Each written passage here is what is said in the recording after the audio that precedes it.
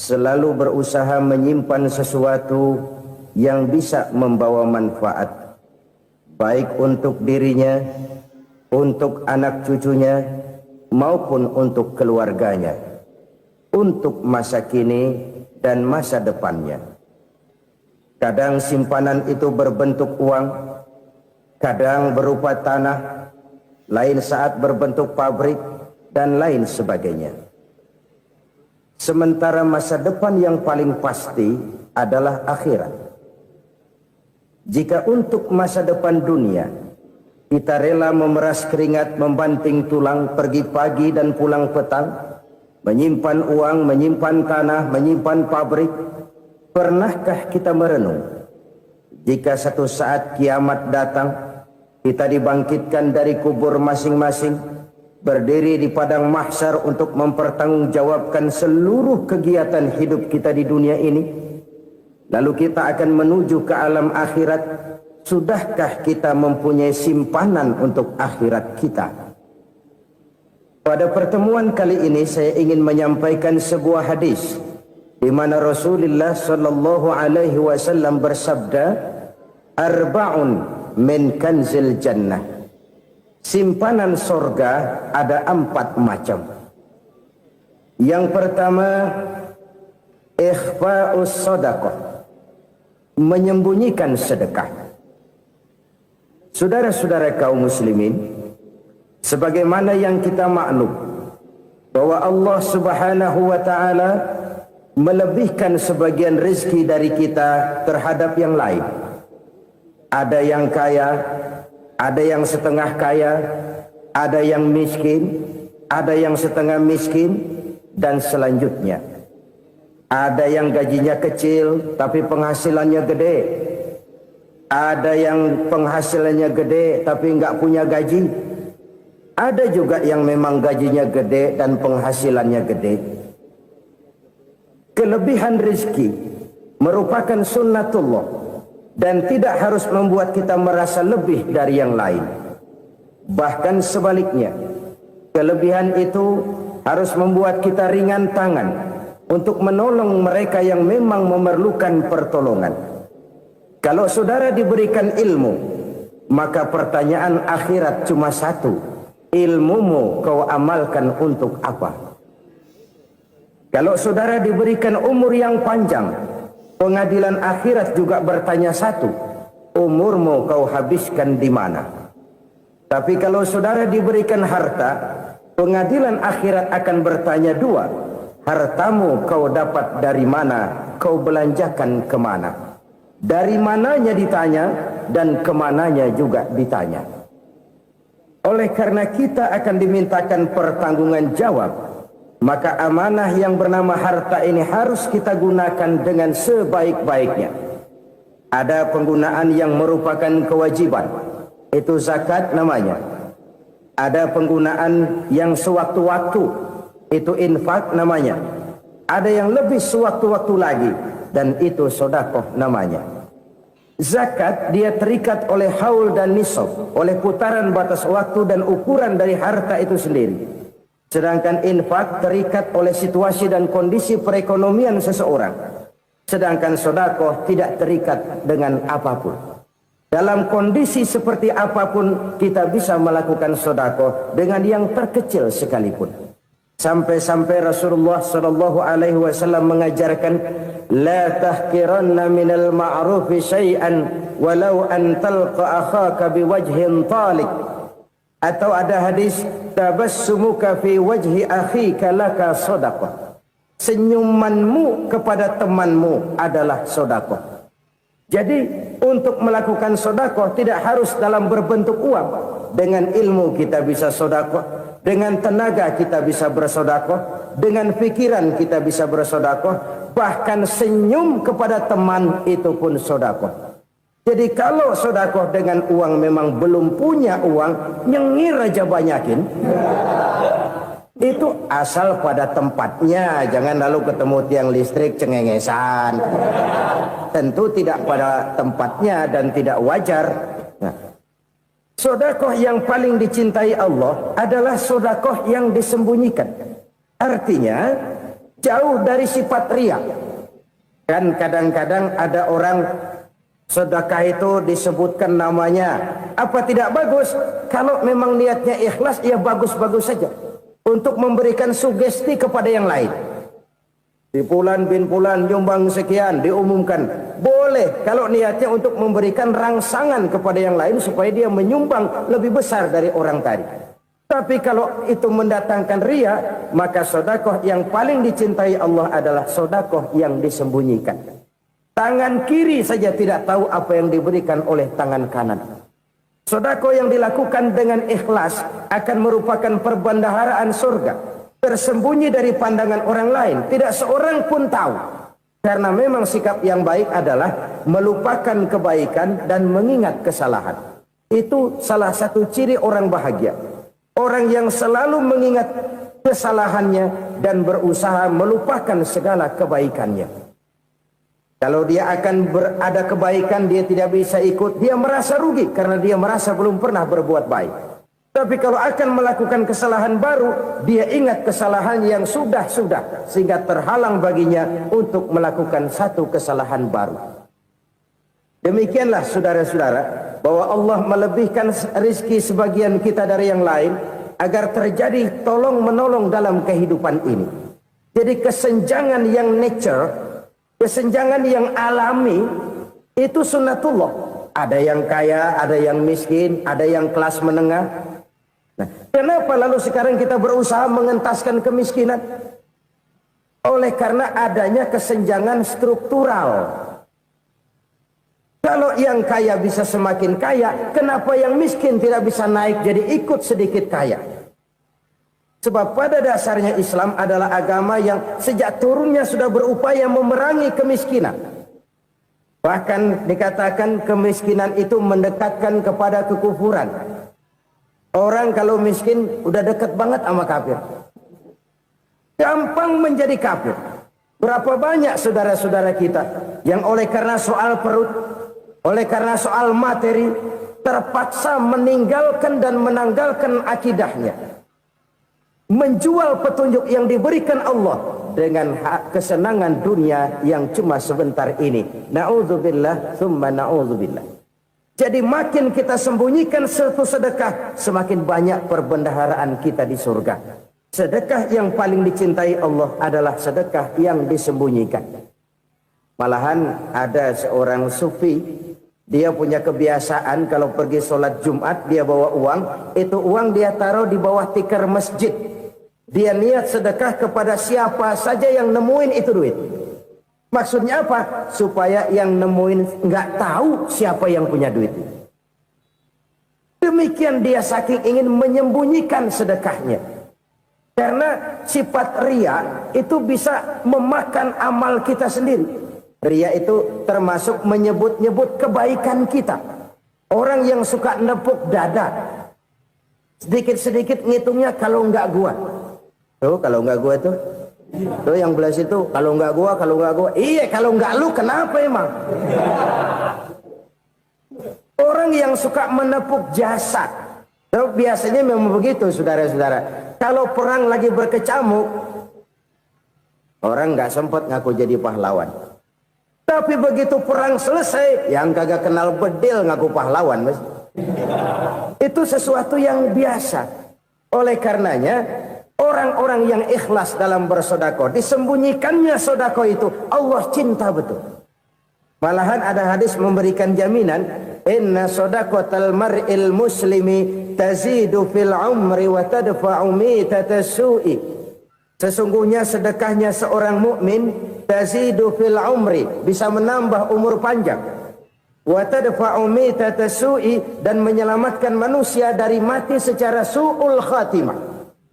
Jadi siapa yang kepengen panjang umur, banyaklah sedekah. Yang bosan hidup, pelit terus.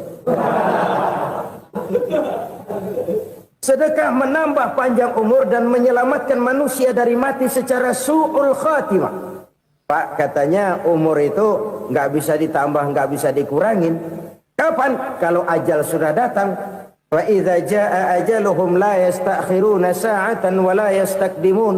Kalau ajal datang tidak bisa dimajukan, tidak bisa dimundurkan.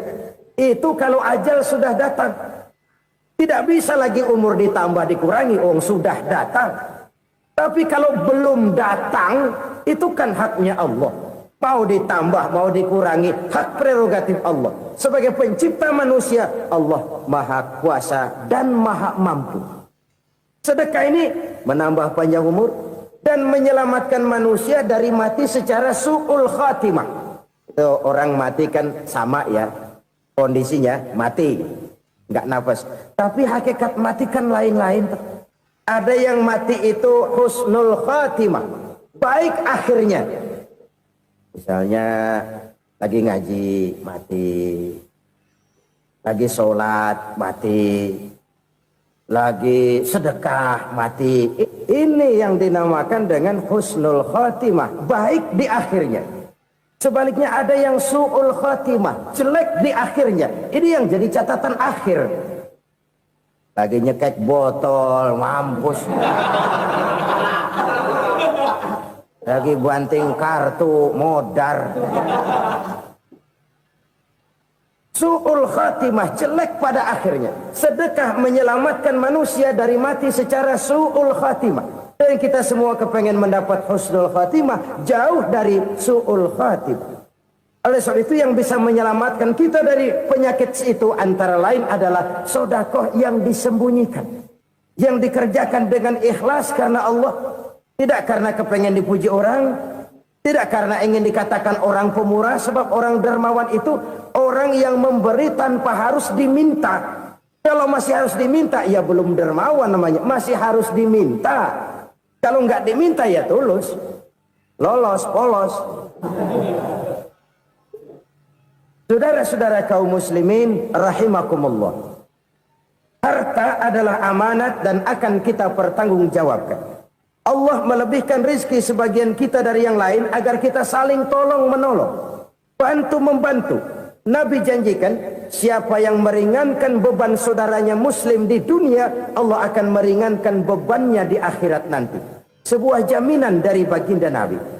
Si orang yang kita bantu barangkali tidak bisa membalas, Allah yang akan membalas lewat jalan lain yang tidak pernah kita sangka-sangka. Ada orang tanya, Pak, ini ada orang nyumbang masjid sambil marah-marah, bagaimana? Saya bilang sumbangannya aja ambil, marahnya jangan. Marahnya jangan diambil, itu urusan dia. Saudara-saudara kaum muslimin rahimakumullah. Umat Islam ini kan umat yang punya potensi besar. Kadang kita merenung, kenapa kadang-kadang pembangunan masjid kok lambat sekali? Kalau hotel hari ini peletakan pertama, bulan depan peresmian. Supermarket hari ini peletakan batu pertama, minggu depan peresmian. Tapi kalau sudah yang namanya masjid, kadang-kadang peletakan batu pertama sekaligus jadi batu terakhir. 3 tahun, 4 tahun, campur nebar jalak di jalanan, duit dijaring kayak ikan sepat. Apa tidak ada orang Islam yang kaya? Banyak. Apa tidak ada pengusaha muslim yang jadi konglomerat? Ada. Lalu yang belum banyak itu yang komit terhadap nilai-nilai agamanya. Akhirnya kita jatuh jadi umat yang lemah. Belum ada pengusaha konglomerat muslim buka pabrik supermi cap beduk misalnya umpamanya atau pabrik kecap cap sorban supaya identitas keislamannya sedikit kelihatan. Kita jatuh jadi umat yang lemah karena potensi tidak terinventarisir dengan baik. Kita ini ibarat kompor yang cuma matengin nasi orang lain. Potensi kita dimanfaatkan oleh orang lain. Ukhuwah Islamiyah kita baru terbatas kepada silaturahmi.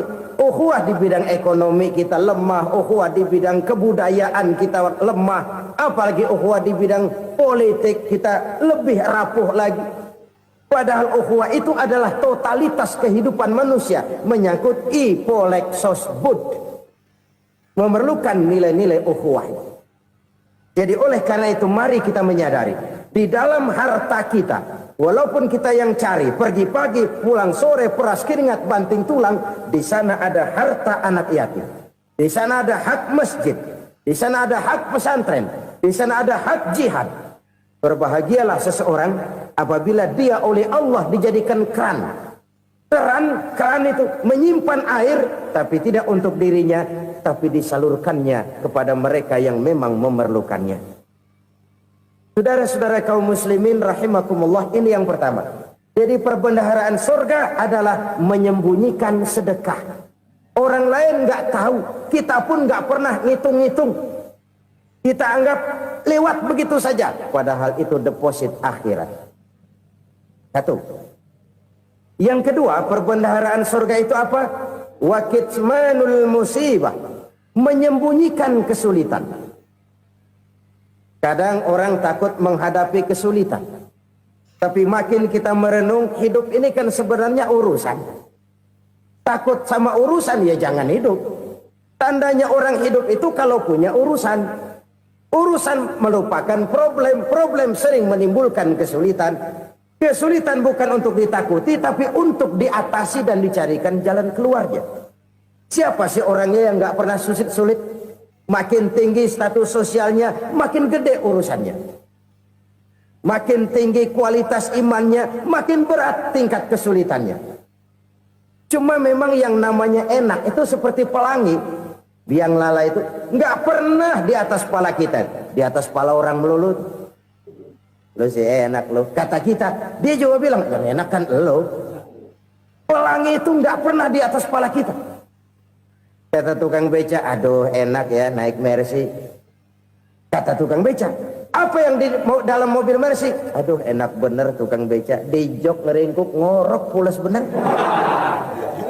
Saya kamar pakai AC, sejuk, tempat tidur sutra, empuk, alga, spring bed, gula kulik, nggak bisa pulas kalau belum minum Valium, belum tidur. Enak bener tukang beca, di jok ngorok nggak tahu wetan kulon. Si tukang beca bilang yang di Mercy enak, yang di Mercy bilang tukang beca enak. Inilah enak, nggak pernah di atas kepala kita, di atas kepala orang lain melulu enak itu. Nah, saudara-saudara, yang merupakan perbendaharaan surga itu orang yang bisa menyembunyikan kesulitan, baik pribadi ataupun rumah tangga. Nih terutama rumah tangga yang jadi soalnya. Kadang-kadang kita ini kalau senang, sebaliknya kalau senang kita diam, kalem aja, cuek. Banyak banget duit kita bawaan, diam aja udah. Malah ketemu orang takut. Tapi begitu susah, sekampung tahu. Padahal Nabi mengajarkan perbendaharaan surga itu menyembunyikan musibah, menyembunyikan kesulitan. Kalau enak, cerita sama orang-orang. Kalau nggak enak, rasain sendiri, tekan sendiri, atasin sendiri. Kita kan sebaliknya. Senang kita diam, asal lagi susah, paling tidak kita nyari teman buat cerita kesusahan. Siapa orangnya yang nggak pernah susah? Cuma soalnya bagaimana kita mengatasi kesusahan itu sendiri. Begitu juga misalnya kalau orang sudah berumah tangga, itu orang tuanya harus menjadi tempat dia cerita yang enak-enak saja. Yang nggak enak rasain berdua, selesaikan berdua, atasin berdua. Jangan dibalik. Asal senang diam, giliran susah saja. Maknya laporan. Terbalik. Bisa menjaga security informasi. Maka nama bayam keluar diam, malah seluitan. Enak amat lo makan daging ayam. Security informasi. Saudara-saudara kaum muslimin rahimakumullah. Ujian yang terberat itu yang pernah diberikan kepada para nabi, para rasul, para aulia, para ulama. Makin tinggi keimanan, makin berat bentuk kesulitan. Ayo saya kemukakan satu contoh saja.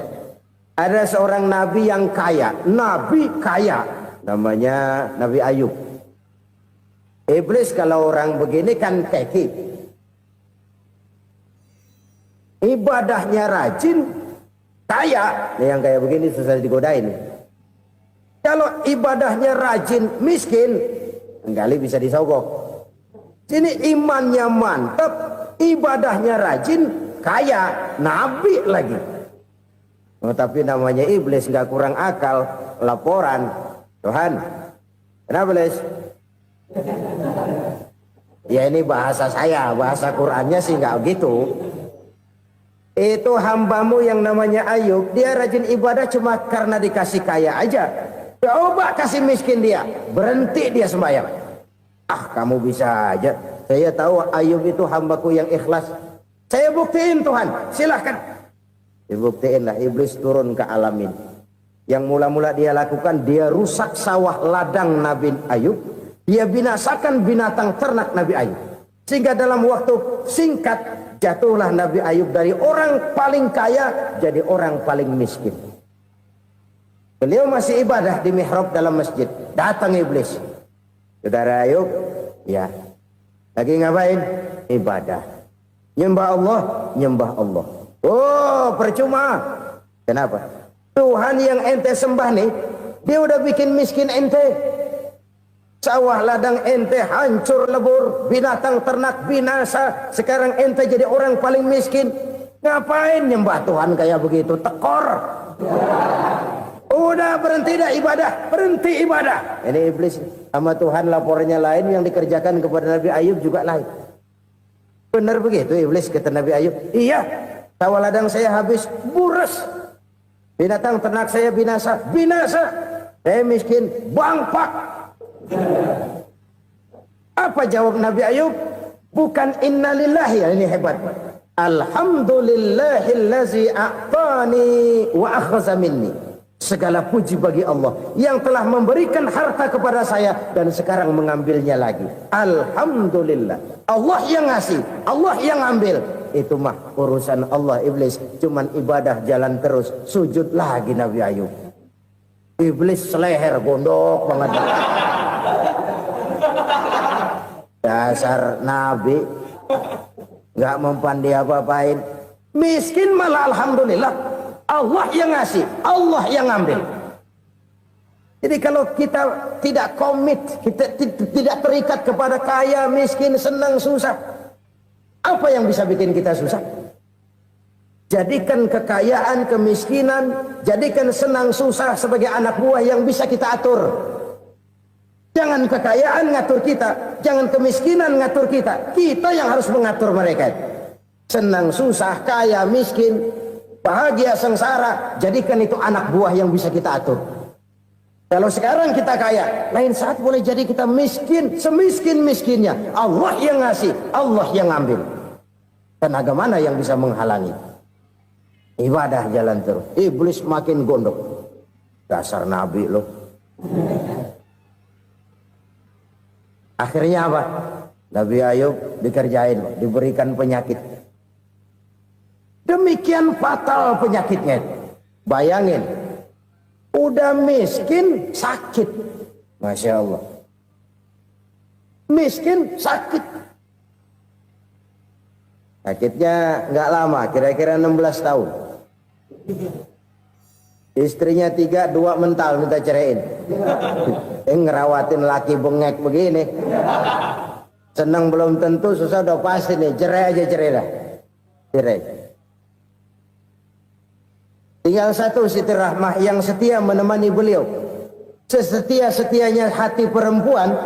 Satu saat Siti Rahmah bilang, "Bang, iya, abang kan Nabi bang. Lalu namanya Nabi kan doanya jarang meleset bang. Maksud kamu minta kenapa sih sama Tuhan biar abang sembuh baik dah bang?" Siti Rahmah, iya. Saya sakit berapa tahun sih dah? 16 tahun bang. Sebelum ini saya sehat berapa tahun? Ya kira-kira 60 tahun bang. Nah coba ente banding-bandingin Rahmah. Saya dikasih sehat 60 tahun. Dikasih sakit 16 tahun. Sudah nggak sabar. Mau doa kepada Allah minta sembuh. Saya malu. Malu kepada Allah. Diuji dengan yang luar biasa seperti ini. Tidak mengganggu stabilitas kehambaannya. Dia tetap menghamba kepada Allah subhanahu wa ta'ala. Saudara-saudara kaum muslimin rahimakumullah. Kunci menghadapi kesulitan itu apa? Allah jelaskan dalam satu ayat, wa basyiris sabirin alladzina iza asabathum musibah qalu inna lillahi wa inna ilaihi raji'un. Gembirakan orang-orang yang sabar Siapa mereka itu? Yang apabila mendapat musibah mereka kembali kepada keyakinan dasar, segalanya dari Allah dan segalanya akan kembali kepada Allah. Ini konsepsi dasar dari sikap muslim dalam menghadapi berbagai kesulitan. Segalanya dari Allah, segalanya akan kembali kepada Allah. Kalau ini sudah kondisi dasarnya, maka kita akan lapang menghadapi kenyataan bagaimanapun pahitnya.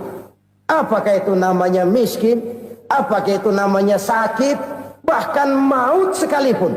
Maut sekalipun. Segalanya dari Allah, segalanya akan kembali kepada Allah. Ini sikap hidup, bukan sekedar ucapan. Kita kadang-kadang menjadikannya sebagai ucapan. Mulutnya sehingga berhenti, innalillahi wa inna ilaihi rajiun, tapi nangisnya terus gerung-gerungan. Bukan itu, ini kesadaran moral. Kalau segalanya dari Allah, segalanya kembali kepada Allah, kan sebenarnya cuma nunggu giliran. Hari ini saya nyembayangin dia, entah hari apa saya disembayangin orang.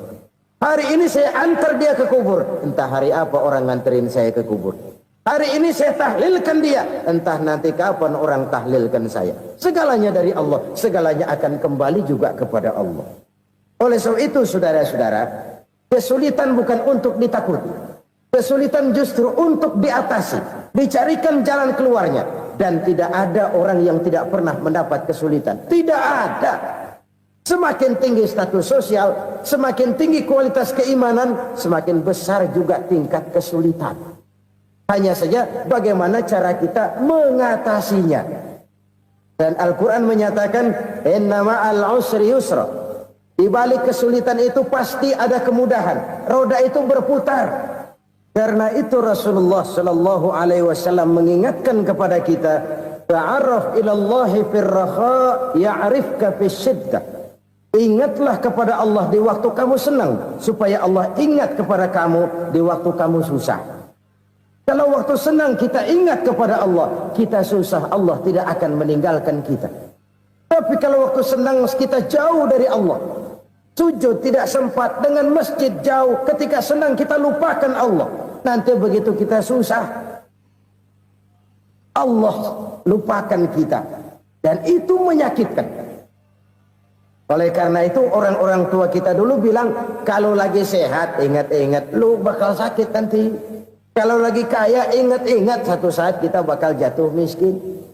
Bahkan kalau lagi muda ingat-ingat kita bakal tua. Dan yang terpenting kalau lagi hidup ingat-ingat kita bakal mati. Saudara-saudara kaum muslimin rahimakumullah. Jadi yang kedua yang merupakan perbendaharaan surga, menyembunyikan musibah. Saudara-saudara kaum muslimin rahimakumullah. Hal ketiga yang merupakan perbendaharaan surga adalah wasilatur rahmi. Orang yang suka bersilaturahmi. Sebagaimana yang kita maklum bahwa manusia adalah makhluk yang disebut zon politika.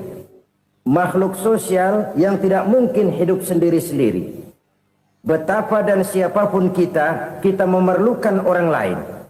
Bodoh betul manusia kalau tinggal di tengah masyarakat tapi tidak mau bermasyarakat. Merasa hebat sendiri, pinter sendiri, gagah sendiri, kaya sendiri. Mungkin kalau mati juga ngubur sendiri. Jangankan kita di sini, di sorga saja Nabi Adam waktu sendirian bengong melulu, mondar mandir. Allah tegur dam sepi dam. Ya ini kalau bahasa saya. Iya Tuhan sepi ini nggak ada coret-corekan pisan ini. Diciptakan Siti Hawa baru anteng Nabi Adam. Itu di sorga. Cobalah. Umpamanya saudara tinggal di Jakarta nih. Kayak bener. Apaan aja di Jakarta punya saudara dah. Pembuatan Semanggi ambil. Monas, Buntel bawa pulang. Hotel-hotel ambil semua. Cuman tinggal di Jakarta sendirian, apa enaknya? Betapa dan siapapun kita perlu orang lain. Tidak ada seorang pun yang bisa memenuhi kebutuhan hidupnya secara sendiri-sendiri. Nah, Islam telah menyelamatkan manusia dari ras diskriminasi. Mengikat manusia dengan persaudaraan yang berlandaskan kepada akidah. Karena itu dianjurkan bersilaturahmi. Bahkan Nabi menyatakan, man arada ayyubsata lahu fi rizqihi wa yunsa'a fi atharihi falyasil rahimah. Siapa yang kepengen diluaskan rezekinya dan dipanjangkan usianya, banyaklah ia bersilaturahmi. Siapa yang kepengen dimudahkan rezekinya, hendaknya ia banyak bersilaturahmi. Kalau banyak teman, kesulitan kan paling tidak ada tempat cerita. Udah susah, sendirian kita pikirin diri, nggak ada tempat tukar pikiran. Cepet banget sama bengek. Dilawan sendiri. Nah, secara makro kita bisa berkata, tidak mungkin ada kemenangan kalau tidak ada kekuatan. Tidak ada kekuatan kalau tidak ada kesatuan dan persatuan. Tidak mungkin ada kesatuan dan persatuan tanpa semangat silaturahmi. Kalau umat Islam mau menang, dia harus kuat. Kalau umat Islam mau kuat, dia harus bersatu. Kalau umat Islam mau bersatu, dia harus membudayakan silaturahmi ini. Bahkan sampai-sampai kata Nabi, kalau bisa cari nilai tambah. Apa? Silman qata'ak. Bersilaturahmilah kau kepada orang yang marah denganmu. Masya Allah, indahnya ajaran agama kita. Orang yang marah pun kepada kita, kata Nabi, kalau bisa bersilaturahmilah kepadanya, kepada orang yang marah itu. Di situ nilai tambah. Cuman jujur nih hadis, ngucapinnya gampang, ngamalinnya yang berat banget. Orang marah sama kita, kita disuruh silaturahmi. Ada apa malu? Lu marah, ada gue marahan lagi. Tunggu pikirin. Saudara-saudara kaum muslimin rahimakumullah. Tapi ini yang diajarkan, bahkan ini yang dicontohkan oleh baginda Rasul. Bagaimana begitu mudah, misalnya satu saat Abu Jahal ini ngatur strategi bagaimana bikin Muhammad celaka. Dia gali lubang di depan tempat tidurnya. Dia tutupin daun korma. Terus dia panggil seseorang, ke sini. Kasih tahu Muhammad, pamannya sakit keras, minta ditengokin. Berangkat orang ini ke sana. Muhammad, labbaik. Pamanmu sakit keras, dia minta ditengokin. Baik, saya akan datang menjenguk beliau. Berangkatlah Nabi ke rumah Abu Jahal tanpa prasangka apapun. Abu Jahal udah pasang setil, selimut 3 rangkap setengah dipakai, persis kayak orang meriang. Tapi sembari ngintip dari balik selimut, begitu Muhammad buka pintu, nah masuk perangkap nih. Muhammad jalan menuju tempat pembaringan. Makin lama makin dekat, makin lama makin dekat, makin dekat ke lubang yang dipasang oleh Abu Jahal itu. Dalam hati Abu Jahal, terus dah jatuh, mampus dah lo ini. Mampus lo hari ini nih. Apa yang terjadi? Malaikat Jibril datang. Muhammad, pamanmu cuma pura-pura sakit. Di depan tempat tidurnya ada lubang perangkap supaya kamu jatuh ke situ. Sudah, kamu pulang. Balik kanan Nabi. Sudah hampir jatuh ke lubang, balik kanan, pulang. Bayangin kecewanya Abu Jahal. Muhammad dikit lagi, Muhammad dikit lagi. Enggak paman, saya pulang aja. Emosi bangun dari tempat tidur, enggak sadar kalau lagi pura-pura sakit. Lompat ngejar Nabi, dia lupa dengan lubang yang dia gali. Serak, nyemplung sendiri ke dalam lubang.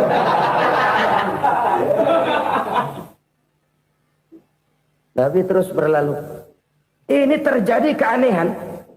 Jatuh ke lubang yang dia gali itu sebenarnya nggak terlalu dalam ya, antara 3-4 meteran lah. Tolong saya jatuh ke lubang ini. Datanglah pelayan-pelayannya itu. Angkat saya dari sini. Oh, yang ngulurin tambang. Satu gulung, belum juga nyampe itu tambah. Kurang, beli lagi ke warung. Sambung, ulur lagi, nggak juga bisa sampai. Wah, ini kerjaan Muhammad ini. Tolong, siapa salah seorang kamu ke rumah Muhammad, kasih tahu encangnya kecebur. Minta ditolongin. Sampaikan kepada Rasul. Kenapa? Pamanmu jatuh ke lubang, Muhammad minta tolong diangkatin. Tambang udah nyambung-nyambung nggak nyampe juga. Ya, nanti saya datang, saya tolong. Coba. Nyata-nyata orang berniat jahat mau mencelakakan dia. Datang dia menolong. Ini yang disebut air tuba dibalas air susu ya ini. Bukan sebaliknya. Air tuba dibalas air susu. Paman, kecebur ya? Iya Muhammad, tolong ini. Pegang tangan saya. Nabi ulurkan tangannya. Nyampe. Dipegang oleh Abu Jahal. Diangkat ke atas. Sampai atas. Apa kata Abu Jahal? Sihirmu memang hebat Muhammad. Udah ditolongin dikata sihir.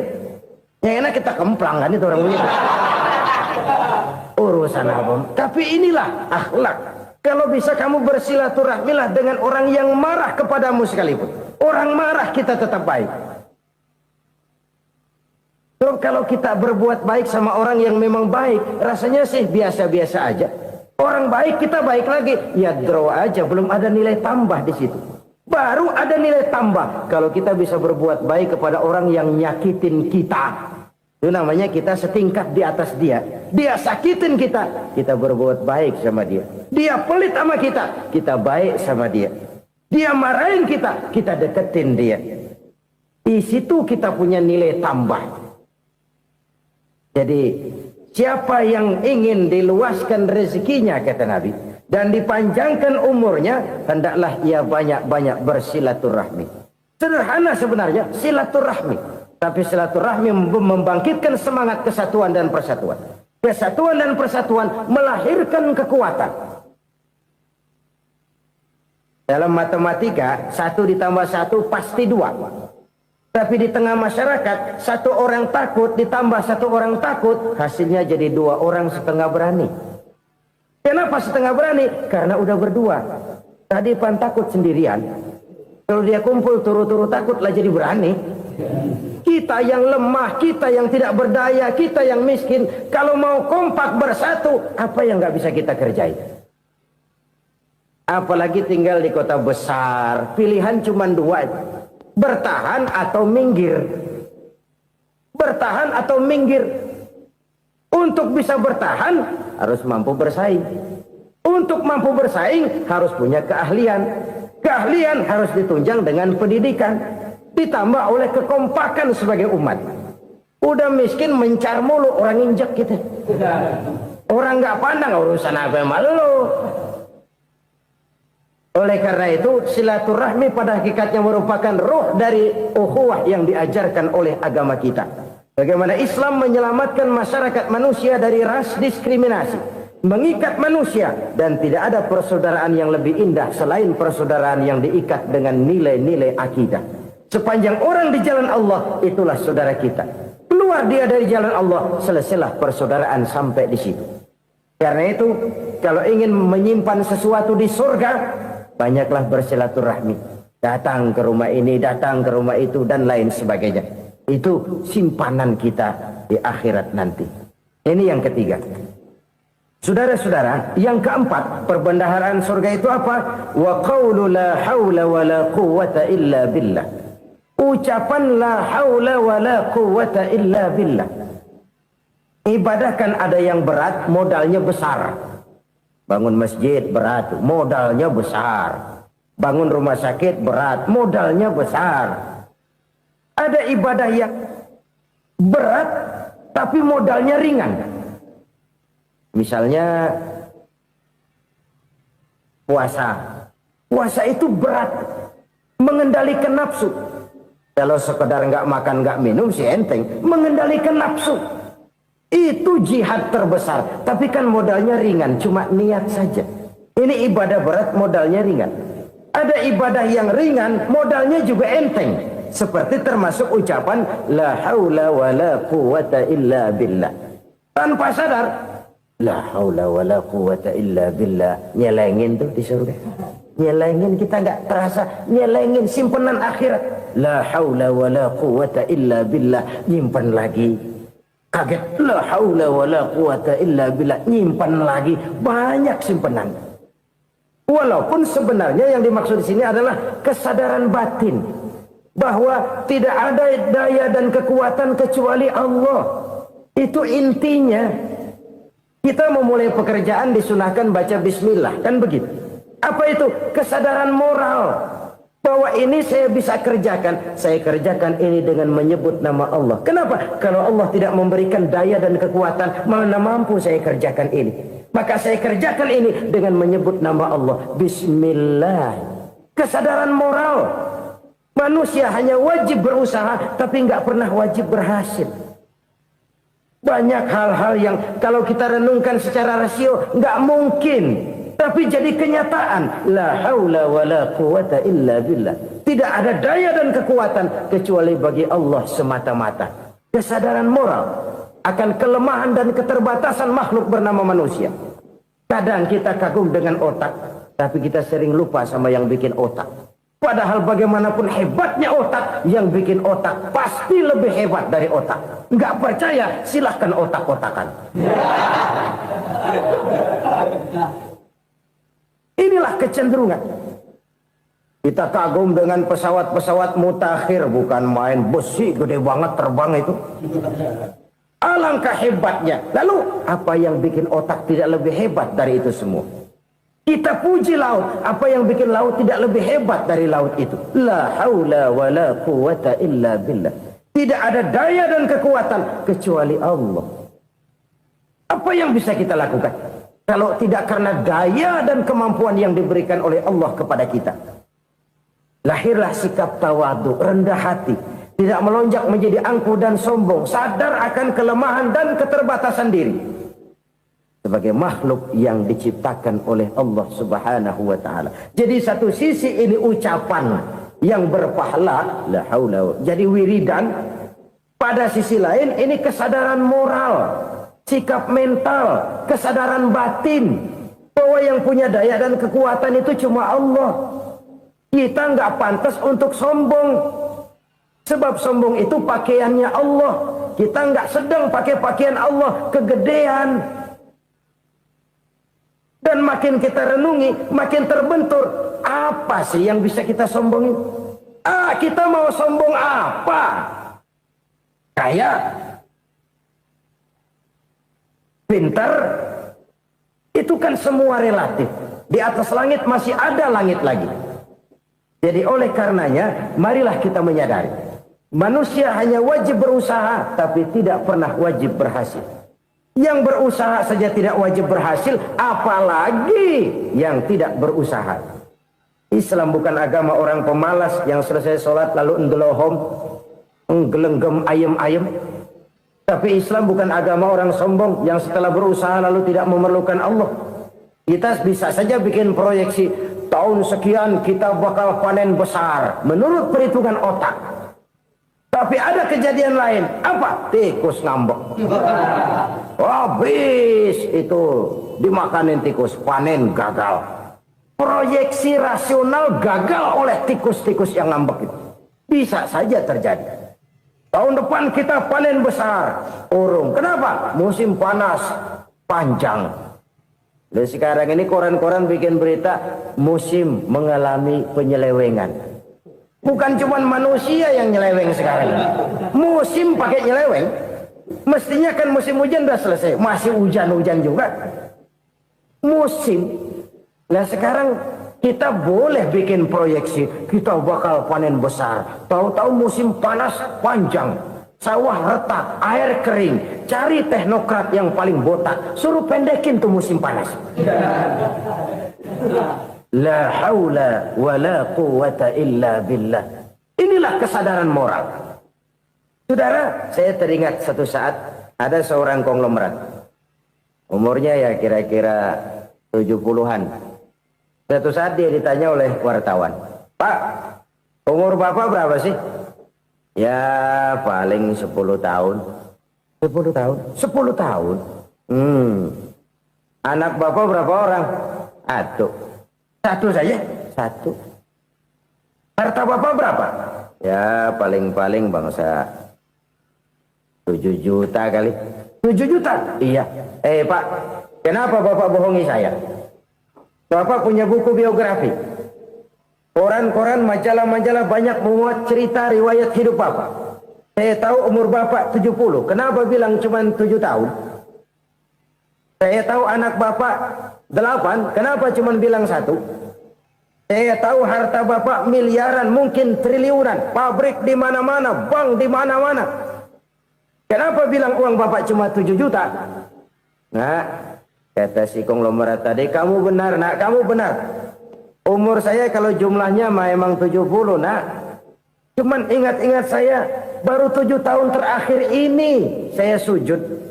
Baru 7 tahun terakhir ini saya berusaha dekat dengan Allah. Saya laksanakan perintahnya, saya jauhi larangannya. 7 tahun inilah rasanya yang ada nilainya di hadapan Allah. Yang 63 tahun matong, kelabu, kelem umur gue. Habis untuk maksiat, untuk munkarat. Maka ketika ditanya tadi, umur saya 7 tahun itu. Oh begitu Pak. Oh iya. Lalu anak Pak. Anak bapak kan 8. Kenapa bilang cuma 1? Nah, kalau jumlah hitungannya memang anak saya 8. Tapi dari 8 orang ini rasanya cuma 1 nih. Yang bakal jadi buah hati, belahan jantung. Pelanjut cerita, penerus sejarah. Bakal jadi anak soleh yang akan mendoakan saya. Cuma 1 rasanya anak saya ini yang bakal jadi buah hati saya. Besar-besaran saya. Yang akan mendoakan di kubur saya. Yang akan mendoakan di akhirat saya.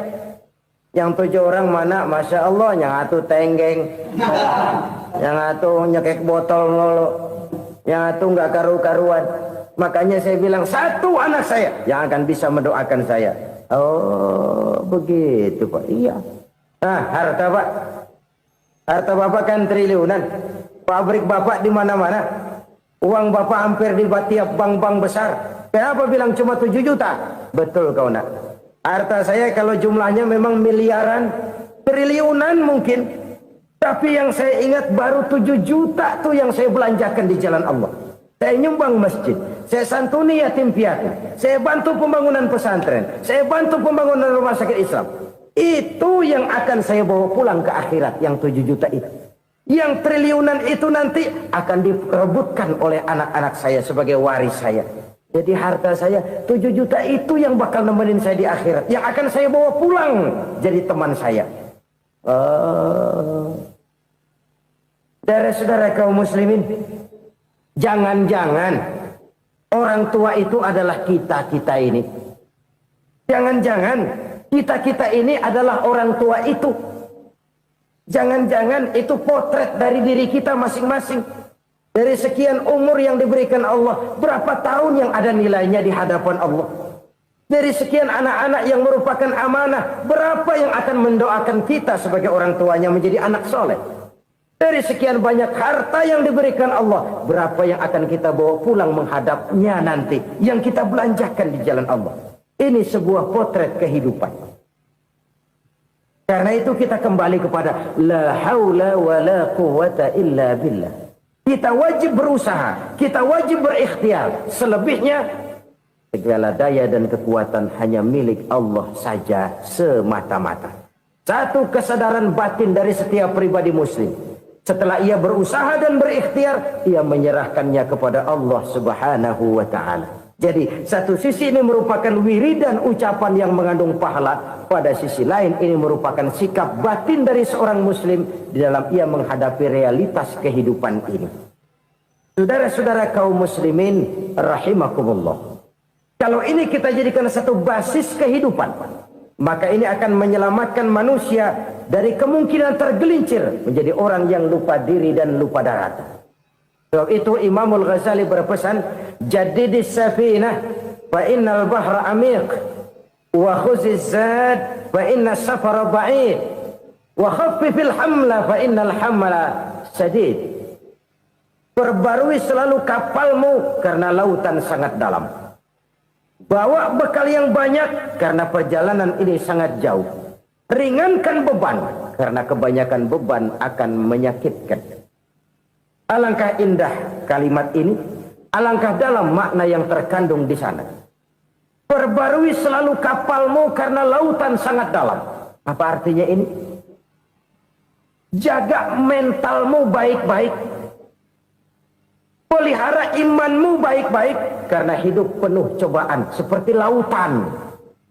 Kita kalau berlayar di lautan kan kadang-kadang tenang, angin bertiup sepoi-sepoi basah. Jika malam datang bintang gemintang bertabur menghias cakrawala. rembulan memantulkan sinarnya dengan indah. Dalam keadaan begitu berlayar enak. Tapi lain saat ombak menggunung, halilintar menyambar, angin topan bertiup. Berapa banyak sudah saudara-saudara kita yang tenggelam di lautan dunia tanpa sadar bahwa dia belum sampai kepada pantai yang akan dituju. Berapa banyak sudah saudara-saudara kita yang tenggelam di lautan dunia ini tanpa sempat bangkit lagi. Dia menyangka sudah sampai kepada tujuannya. Hati-hati kapal jangan sampai bocor karena lautan sangat dalam. Iman ini jaga baik-baik karena hidup penuh dengan ujian. Wa khuzizat fa inna safara ba'id. Bawa bekal yang banyak karena perjalanan sangat jauh. Saudara mau ke Bandung, bawa duit. Saudara mau ke Surabaya, banyakan lagi duitnya. Saudara mau ke Mekah, gepokan, iketan tuh duit nggak lembaran lagi. Makin jauh perjalanan, makin banyak bekal yang harus kita bawa. Kalau saudara dari Jakarta mau ke Surabaya, kagak bawa duit berangkat juga, itu sih bukan berani namanya, nekat. Sampai Surabaya belum tentu, sengsara di jalan udah pasti. Kenapa? Nggak bawa bekal berangkat. Sama juga kita nih, misalnya belum sempat sembahyang, mati. Waduh, berani banget orang. Belum punya bekal, mati. Sengsara di jalan. Atau bekal tidak cukup. Dari Jakarta saudara mau ke Surabaya, bawa duit 500 perak. Paling jauh Cikampek nyampenya itu. Paling jauh itu. Antara jauhnya perjalanan dengan bekal yang saudara bawa tidak seimbang. Hidup ini perjalanan panjang. A walking tour. Dimulai dari alam arwah. Sebelum jasad diciptakan, roh diciptakan lebih dulu. Dari situ pindah ke alam rahim. Dari alam rahim pindah ke alam dunia. Dari alam dunia pindah ke alam barzah. Baru menuju akhirat. Satu perjalanan panjang. Kalau bekal tidak bawa, sengsara di jalan. Bawa bekal yang banyak karena perjalanan ini sangat jauh. Wa khaffifil hamla, ringankan beban karena beban itu cuma akan menyulitkan. Kalau bekal itu sih keperluan, tapi beban nggak kita perluin, cuma ngeberat-beratin. Apa ini beban? Dosa. Kecurangan, kebatilan, kesoliman, ketidakadilan, kesewenang-wenangan. Itu akan jadi beban kita di akhirat. Alangkah celakanya, perjalanan panjang, bekal tidak bawa, beban kelewat banyak. Alamat sengsara di jalan. Pahala tidak ada, dosa berlipat ganda. Na'udzubillah, summa na'udzubillah. Kalau kita rangkum nasihat Al-Ghazali dengan kisah si konglomerat tadi, kita akan mengambil kesimpulan. Pertama, bekal terbaik dalam menghadapi gejolak kehidupan ini tidak lain adalah iman. Yang kedua, pahala dan dosa. Dua hal kontroversial. Pahala adalah bekal, dosa adalah beban. Tapi kita sekarang kan tidak begitu terangsang kepada yang abstrak. Orang berlomba mencari yang konkret-konkret saja. Yang real. Kalau memang dosa, benjol dong. Kira-kira begitu. Kira-kira begitu. Persis orang Yahudi dulu. Orang Yahudi itu kan pernah minta kepada Nabi Musa.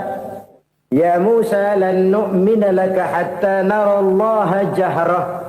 Musa, kami nggak bakal mau beriman kepada Allah kalau belum kami lihat Allah ada nongkrong di depan kami.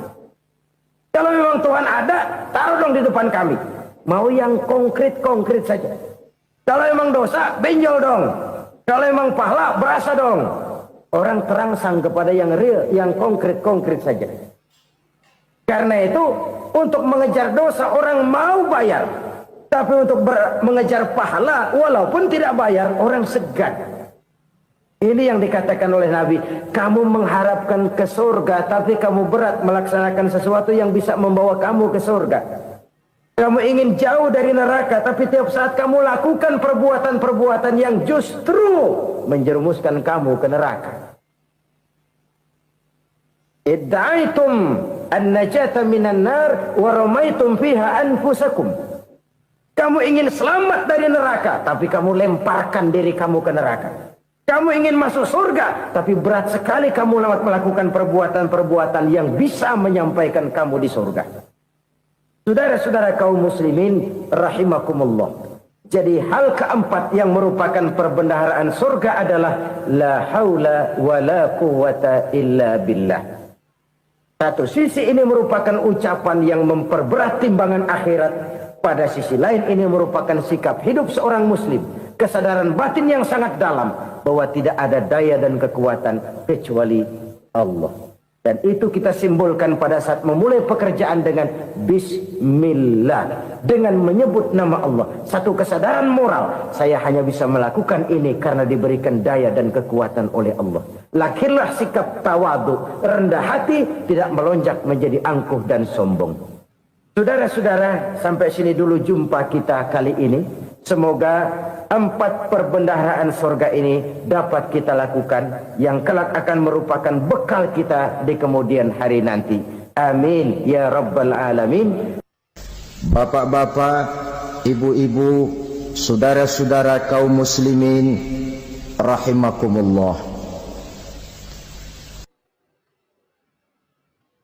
Di dalam kehidupan kita sebagai seorang muslim, minimal 5 kali dalam sehari semalam kita mendengar seruan untuk mendirikan solat yang disebut azan. Ada kalimat menarik di dalam kalimat azan itu, yakni seruan hayya 'alal falah, marilah menuju kepada keberuntungan, marilah meraih kemenangan. Seruan ini adalah kecenderungan dari setiap manusia, apapun warna kulitnya. Artinya, setiap orang dalam hidup selalu ingin meraih dan mencari kemenangan. Kemenangan akan melahirkan kepuasan batin, dan kepuasan batin memberikan kebahagiaan.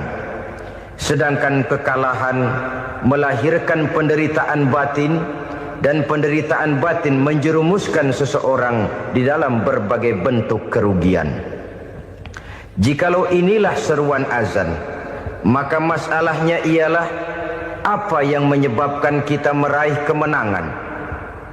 Al-Quranul Karim memberikan tuntunan dan ajaran kepada kita bahwa orang-orang yang memperoleh kemenangan itu tidak lain adalah orang-orang yang bertakwa. Hanyalah mereka yang bertakwa kepada Allah Subhanahu wa ta'ala pada akhirnya akan tampil sebagai pemenang. Lalu siapa orang yang bertakwa itu? Dijelaskan dalam awal-awal Al-Baqarah, orang yang bertakwa yang akan meraih kemenangan. Pertama, allazina yu'minuna bil ghaib, yaitu orang-orang yang beriman kepada yang gaib. Percaya bahwa ada alam yang gaib, alam yang abstrak, alam yang tidak bisa dijangkau oleh salah satu daripada panca indera kita.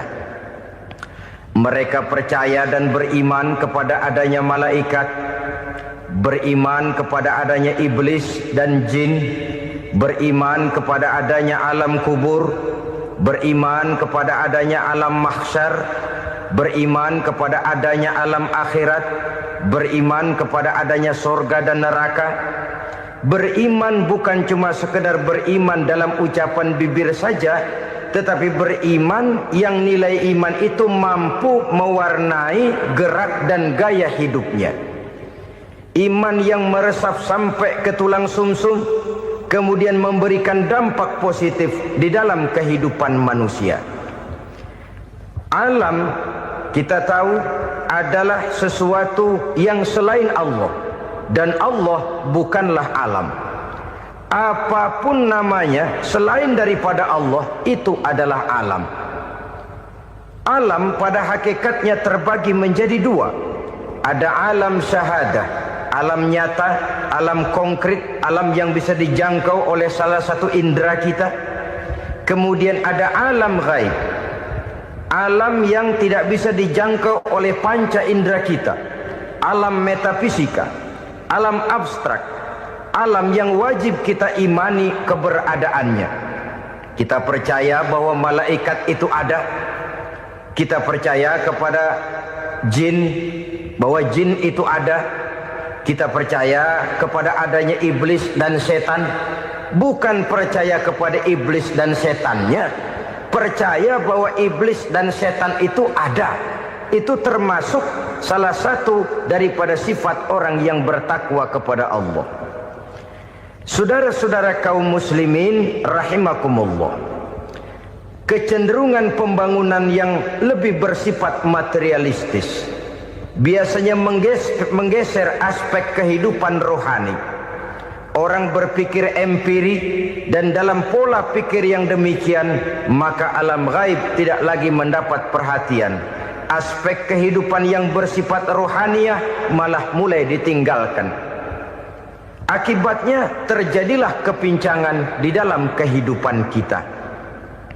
Pernah ada satu pengalaman pribadi dalam perjalanan kembali ke tanah air. Dalam pesawat di sebelah kanan saya duduklah seorang Jerman namanya Heiner Simonsen. Iseng saya ajak kenalan, saya ajak ngobrol, saya tanya dia. Saya bilang, Mas Heiner ini,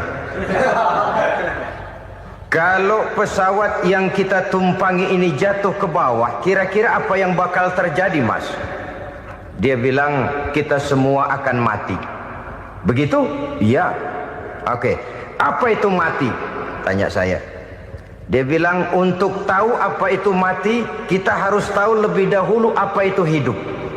Saya pikir nih bule bisa ngomong juga. Baiklah kata saya. Apa hidup menurut Anda itu? Oh, hidup itu dia bilang, kalau seluruh anggota badan kita bekerja secara normal, paru-paru memompa darah secara normal, jantung berdetak secara normal, sel-sel tubuh bekerja secara fit, dan organisme tubuh hanya mau bekerja secara normal, dia bilang, kalau kita memberi makan yang cukup, menu yang teratur, dan gizi yang lengkap. Saya bilang, kesimpulannya apa, Ner? Dia jawab, hidup adalah dari tangan ke mulut. Life is from the hand to the mouth, kata dia. Hidup adalah dari tangan ke mulut. Jadi masalah hidup tidak lebih daripada masalah isi perut. Orang pergi pagi, pulang sore, peras keringat, banting tulang, perut yang dibelain. Saya bilang, you are wrong. Sampean salah, Ner. Kamu orang Islam bukan? Bukan. Pantas. Kenapa saya salah? Dia bilang, ya jelas salah. Salahnya di mana? Kamu ini manusia. Kalau hidup cuma dari tangan ke mulut, saya bilang, kambing di kampung saya juga begitu pikirannya, Ner. Itu kambing di kampung saya, asal perutnya kenyang, sudah hidup dia. Perkara besok bagaimana, lusa prospeknya macam mana, bulan depan ada apa, kambing nggak pernah mikir. Di kampung saya kambing juga pikirannya begitu. Kamu Kristen ya? Tadinya. Loh kok tadinya, lalu apa sekarang kamu ini? Dia bilang, sekarang saya netral. Saya tidak beragama, tapi saya percaya kepada Tuhan sebagai pencipta alam. Saya ingat benar dia bilang, I haven't any religious, but I believe to God as the creator of the world. Kenapa bisa netral begitu, Ner? Habis saya bingung katanya. Islam bilang Islam baik, Kristen bilang Kristen baik, Hindu Buddha bilang Hindu Buddha baik, semua agama baik. Saya netral sekalian, nggak beragama. Yang penting saya percaya kepada Tuhan. Saya bilang, Ner, kamu ini kayak orang mau beli celana, lalu bingung. Yang satu bilang Levi's bagus, yang satu bilang Blue Jean hebat, yang satu bilang Wool England hebat. Celana ini hebat, celana itu bagus, celana ini hebat. Semua celana bagus, kamu bingung. Akhirnya netral, tidak pakai celana.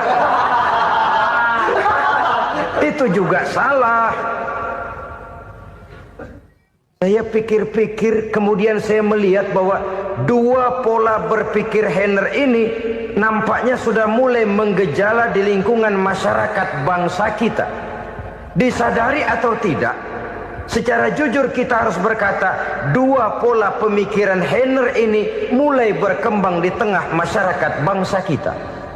Pertama, pola pikir materialisme. Hidup adalah dari tangan ke mulut. Masalah hidup tidak lebih masalah isi perut. Itu yang perlu dibela, dan disitulah arti kehidupan. Pergi pagi, pulang sore, peras keringat, banting tulang untuk mempertahankan perut. Kalau sudah kemari cara orang berpikir, maka buat apa percaya kepada yang gaib? Untuk apa sholat? Untuk apa puasa? Untuk apa zakat? Untuk apa menghadiri majelis taklim?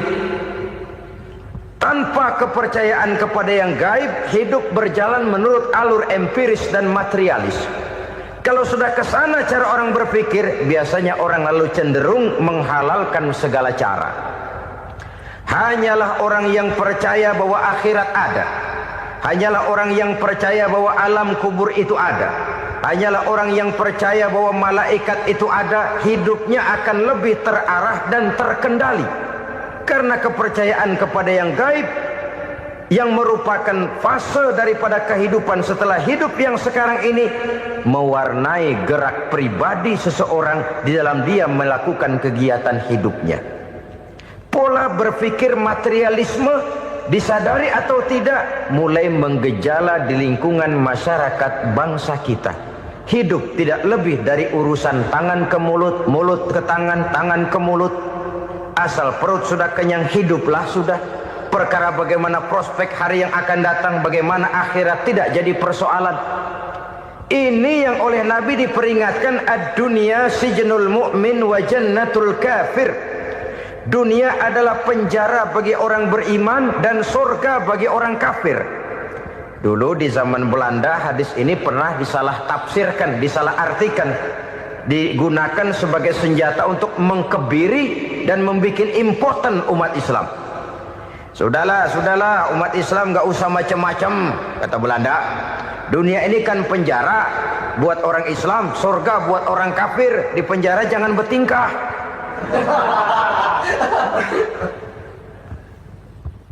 Pengertiannya tidak begitu. Dunia adalah penjara bagi orang mukmin. Artinya dalam kehidupan dunia seorang mukmin tidak bebas memperturutkan hawa nafsunya. Di penjara hawa nafsunya itu.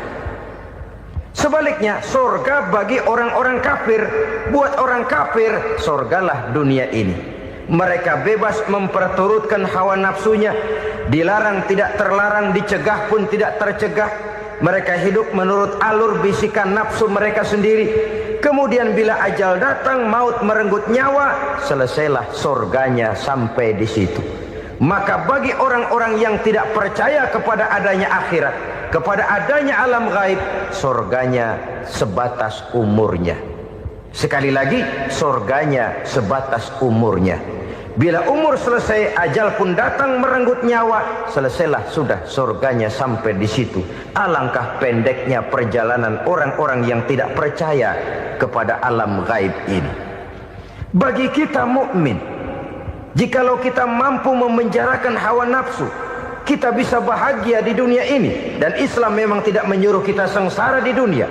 Raih dunia, kejar dunia, gapai dunia sebagai alat untuk mencapai kebahagiaan di akhirat nanti.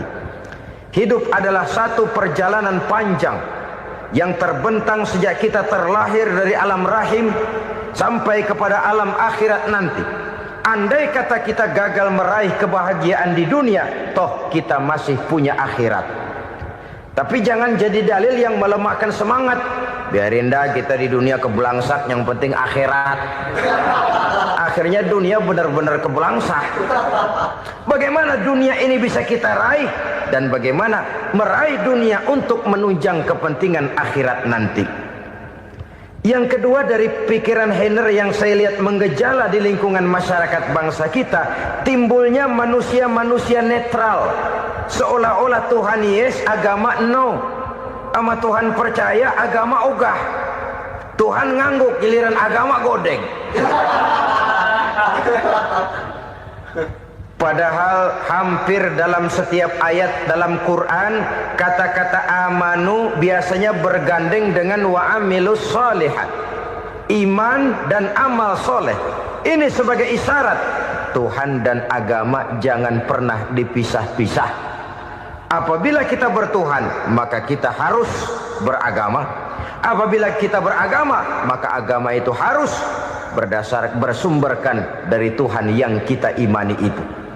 Tidak mungkin kita pisah, Tuhan yes, agama no. Sama Tuhan percaya tapi agama bikin sendiri. Sembayangnya cukup bengong 2 jam madep ngulon.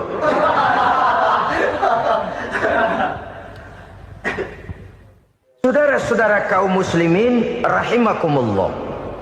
Jadi dengan demikian, agama yang kita akui merupakan unsur mutlak di dalam pembangunan sekarang ini, merupakan bagian dari kehidupan yang menuntun kita bahwa di balik alam nyata ini, di balik alam syahadah ini ada alam gaib. Dan mudabbir, murabbi, yang mengatur, yang menguasai, yang memelihara baik dia alam nyata, baik dia alam gaib, tidak lain adalah Allah Subhanahu wa ta'ala. Di sana ada satu super power, satu maha kekuatan yang kita perlu bersandar kepadanya. Sebagai makhluk nyata yang hidup di alam nyata, berbuatlah secara nyata sebagaimana harusnya kita berbuat. Karena Islam jelas bukan agamanya orang pemalas. Islam jelas bukan agamanya orang yang mengajarkan setelah selesai sholat boleh duduk, nggelenggem ayam-ayam, ndelohom, menghitung bintang di langit sambil menunggu keajaiban. Tidak. Islam adalah agama yang mengajarkan apabila sholat sudah selesai kamu kerjakan, bertebaranlah di permukaan bumi, cari karunia Tuhanmu. Jangan hidup berpangku tangan menunggu keajaiban. Karena hidup bukan undian. Jangan berharap untung besar tanpa mau peras keringat. Tapi di sebalik itu toh kita juga harus yakin bahwa di sisi usaha nyata yang kita lakukan ada satu super power, satu maha kekuatan gaib yang menentukan berhasil dan tidaknya usaha kita. Kepercayaan kepada hal semacam inilah yang mendorong kita untuk mempunyai sandaran vertikal, agar jikalau usaha ini berhasil kita tidak lupa diri dan lupa daratan. Jikalau usaha ini gagal kita tidak putus asa dan buruk sangka, tidak cupik pandangan dan sempit hati, tapi mampu melihat persoalan dengan kacamata putih sambil husnuzon kepada Allah Subhanahu wa ta'ala. Kita percaya malaikat itu ada. Ada yang namanya raqib dan atid, mengawasi gerak hidup kita sampai kepada gerak hati kita. Ini memberikan sugesti agar kita berhati-hati. Tidak sejengkal tanah pun kita bisa berlindung dari pengawasan raqib dan atid. Ada munkar nakir yang akan menyoal kita di alam kubur.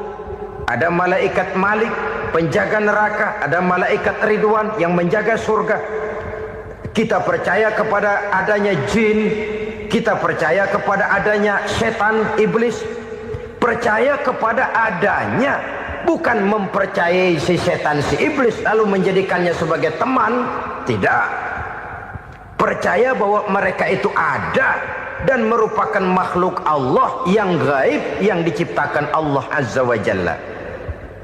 Kepercayaan kepada alam gaib memberikan motivasi terhadap gerak lahir manusia, sehingga dengan motivasi kepercayaan kepada yang gaib, gerak lahir jadi lebih terarah, jadi lebih terpelihara. Pernah seseorang bertanya, "Pak, apakah adanya akhirat bisa dibuktikan secara ilmiah?" Saya bilang tidak bisa, tidak bisa. Kenapa? Karena yang berangkat nggak pernah pulang kembali lagi. Kalau dia pulang kemari bisa kita tanya bagaimana enak di sono. Cuma secara moral saya katakan, lebih beruntung orang yang percaya kepada akhirat daripada yang tidak. Sekarang saudara percaya akhirat ada, lalu saudara baik-baik di dunia, sholat, puasa, zakat, menolong orang lain, menebarkan kebajikan. Saudara mati, andai kata akhirat tidak ada, toh dalam hidup saudara sudah berbuat baik. Paling tidak nama saudara akan dikenang sebagai orang baik. Sebaliknya, saudara percaya, kata saya, bahwa akhirat tidak ada, lalu hidup semau-maunya, tenggelam dalam maksiat dan munkarat, menentang Allah, tidak mau ruku dan sujud, lalu saudara mati, kemudian akhirat ada, ayo mau apa? Bekal tidak punya. Jadi secara moral lebih beruntung orang yang percaya kepada adanya akhirat daripada yang tidak percaya. Dan itu alam gaib yang tidak bisa dibuktikan secara eksakt. Jangankan untuk membuktikan seperti itu, dalam kehidupan sehari-hari saja yang kita rasakan tidak selalu berbentuk toh. Angin, bagaimana sih bentuknya angin? Kita tidak tahu. Merah, buktinya kalau dikerok merah. Yang merah itu kulit, yang kulit kita bukan anginnya. Sakit, rasa sakit itu ada, tapi bagaimana bentuk sakit kita nggak pernah tahu. Kalau kita makan cabai pedas, bagaimana bentuk pedas itu tidak ada, tapi rasa ada. Bentuk pedas hijau, cabenya bukan pedasnya. Tidak semua yang kita rasakan bisa kita gambarkan dalam bentuk yang konkret. Oleh karena itu, sekali lagi bahwa kepercayaan kepada alam yang gaib mampu memberikan satu sugesti yang menata kehidupan seseorang lebih lurus, lebih terarah, dan lebih terkendali. Maka wajar kalau kepercayaan kepada yang gaib mengantarkan seseorang untuk meraih kemenangan. Kenapa?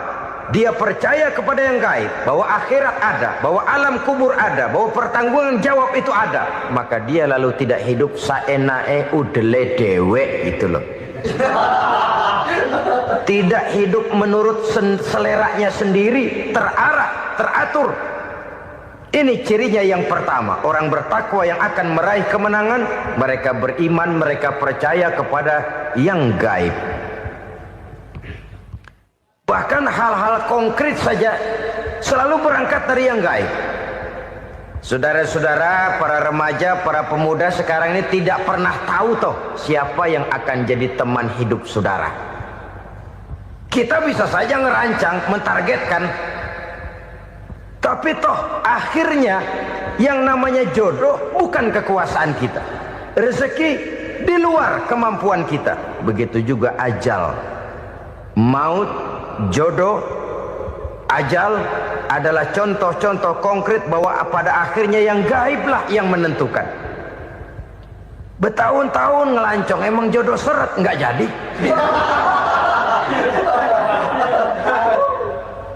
Begitu kenal baru setengah malam nginep ditangkap hansip kan. Hal-hal semacam itu kadang-kadang kita berpikir suuzon, gilet, perempuannya cakep banget, lakinya rebek amat. Memang begitulah jodohnya. Memang begitulah jodohnya. Saudara hadirin ma'asyiral muslimin yang saya hormati, jadi hal-hal yang konkret saja kita yakini sepenuhnya ditentukan oleh satu superpower yang gaib itu tadi. Dari sanalah segala ketentuan itu berangkat dan kesanalah segalanya akan kembali. Maka kepercayaan kepada yang gaib meluruskan gerak hidup seseorang dan itu akan mengantarkan dia kepada meraih kemenangan. Satu. Yang kedua, wa yuqimuna shalah. Orang bertakwa yang akan meraih kemenangan itu adalah orang-orang yang mendirikan sholat.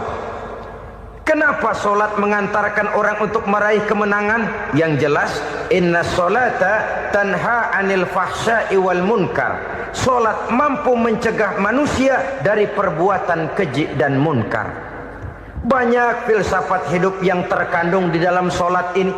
Sejak kita wudhu sampai kita menghadap ke arah kiblat, sampai kita melakukan gerak-gerak sholat, bacaan-bacaan yang ada di dalam sholat, lalu sampai kepada mengucapkan salam. Banyak filsafat hidup yang terkandung di dalam sholat. Umpamanya saja, setelah takbiratul ihram, mulai kita dengan sholat dalam posisi berdiri. Diajarkan dalam kitab-kitab fikih agar kita melihat ke arah tempat sujud. Ini kan filsafat kehidupan. Kalau kamu sholat dalam posisi berdiri, lihat tempat sujud. Jangan sholat mata jelalatan, sebab nanti bisa mengurangi kekhusyuan.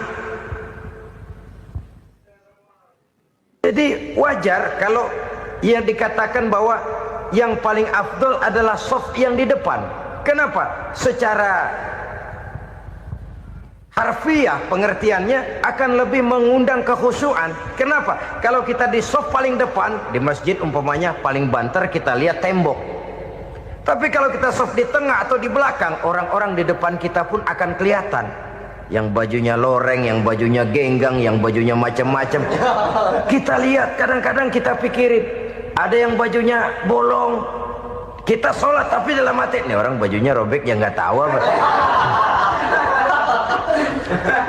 Ada saja hal-hal yang mengusik kekhusyuan kita. Oleh sebab itu diajarkan dalam posisi berdiri, lihat, arahkan pandangan matamu kepada tempat sujud. Ini kan filsafat kehidupan. Maksudnya apa? Kalau lagi diri, lihat dong tempat sujud. Kalau udah di atas, ingat dong sama yang bawah. Kalau sudah tinggi, ingat dong dari mana kamu berangkat. Kalau sudah berkuasa, bantu dong yang lemah. Kalau sudah kaya, santuni dong yang miskin. Kalau sudah alim, bimbing dong yang awam. Ini filsafat kehidupan. Dalam posisi berdiri, kau lihat tempat sujud. Ini akan melahirkan kepekaan sosial, di mana seseorang mau tahu kepada orang lainnya. Bagaimanapun kaya kita, tinggi pangkat dan jabatan kita, jikalau hidup hanya untuk kepentingan perut sendiri saja, rasanya belum membawa manfaat di dalam kehidupan kita. Tapi efek yang tertinggi sesungguhnya, sholat mencegah manusia dari perbuatan keji dan munkar. Perbuatan keji dan munkar, walaupun kelihatannya mendatangkan uang, membawa keuntungan, tapi itu keuntungan semu, keuntungan sementara. Dengan menipu orang lain kita bisa dapat untung, tapi tidak membawa berkah. Dan itu adalah kerugian besar dalam kehidupan kita. Maka untuk meraih kemenangan, harus dimulai dengan membentuk kepribadian yang tegar, memiliki sandaran vertikal yang langsung kepada Allah Subhanahu wa ta'ala. Dan itu hanya bisa kita tempuh melalui jalur ibadah formal yang sudah ditentukan Allah, yakni sholat yang 5 waktu. Untuk memperkuat itu, ada sholat-sholat sunnah, rawatib, nawafil, sebagai terminal-terminal kontrol cadangan untuk memelihara stabilitas temperatur batin di dalam kita berhubungan dengan zat yang maha gaib, yaitu Allah Subhanahu wa ta'ala. Orang sering bertanya, Pak, itu tetangga saya nggak sholat, duitnya nggak habis-habis, Pak. Nggak sholat tapi mobilnya tambah terus. Nggak sholat tapi usahanya makin maju. Tapi di sisi lain ada orang yang rajin sholat, rezekinya butak bener. Anaknya mana kurus, mana korengan. Saudara hadirin ma'asyiral muslimin rahimakumullah. Harus saya katakan bahwa sholat memang bukan untuk cari duit. Sholat adalah sandaran vertikal kita kepada Allah. Sedangkan soal rezeki itu berkaitan dengan sifat Allah maha pengasih dan maha penyayang.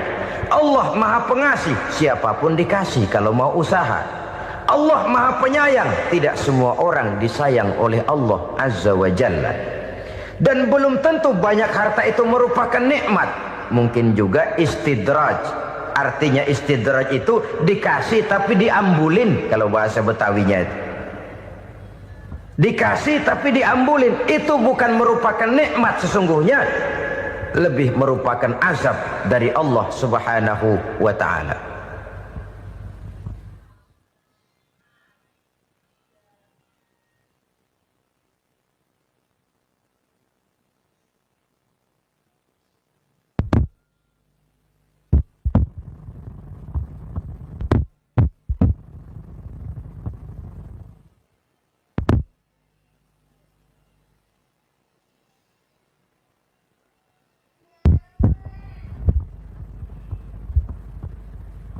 Agama mempunyai sistem sholat, dan kita umat Islam telah dituntun oleh Allah Subhanahu wa ta'ala yang wajibnya 5 kali dalam sehari semalam mendirikan solat, dan itu tentu berada dalam jangkauan kemampuan manusia.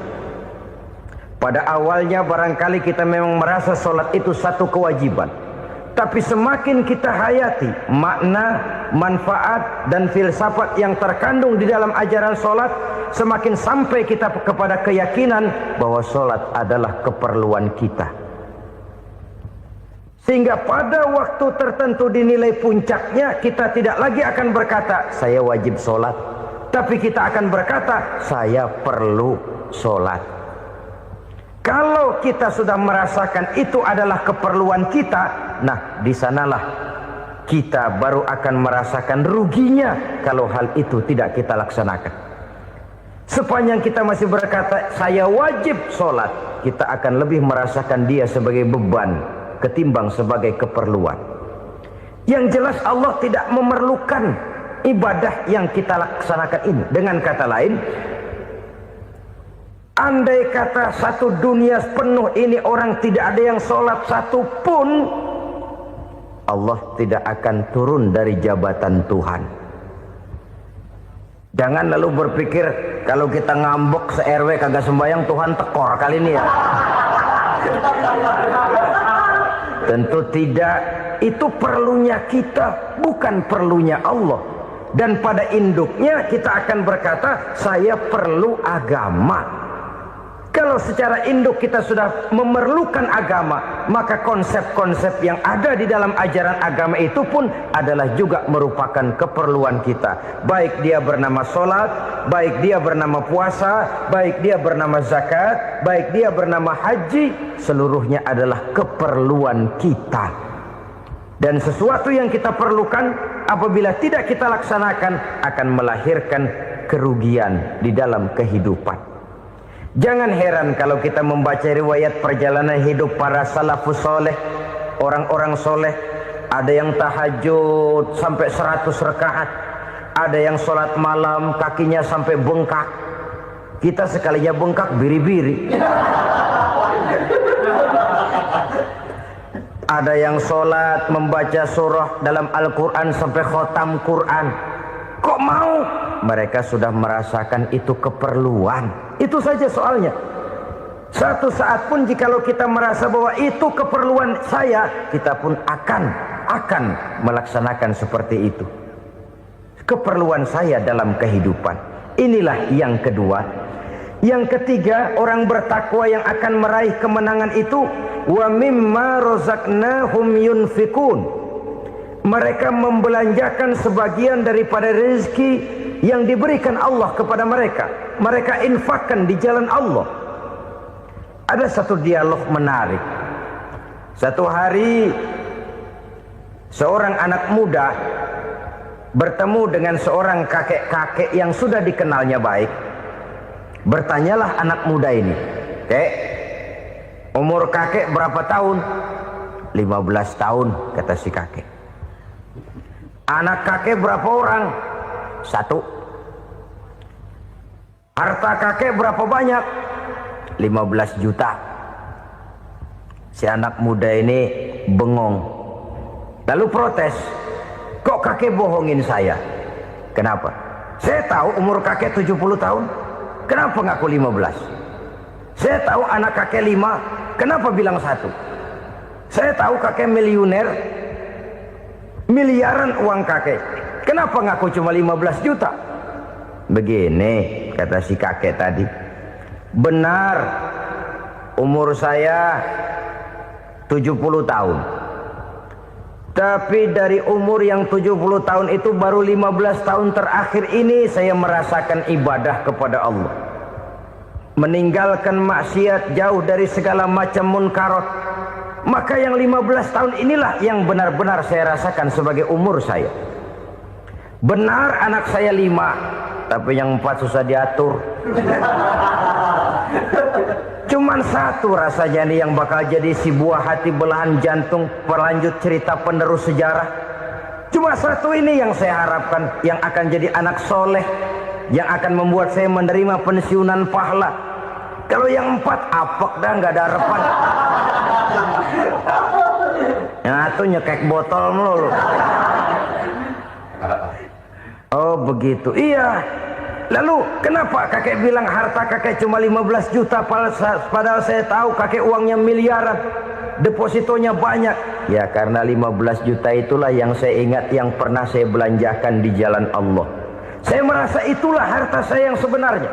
Yang miliaran yang saya simpan di bank kelak kalau satu saat saya mati akan jadi rebutan di antara anak-anak saya.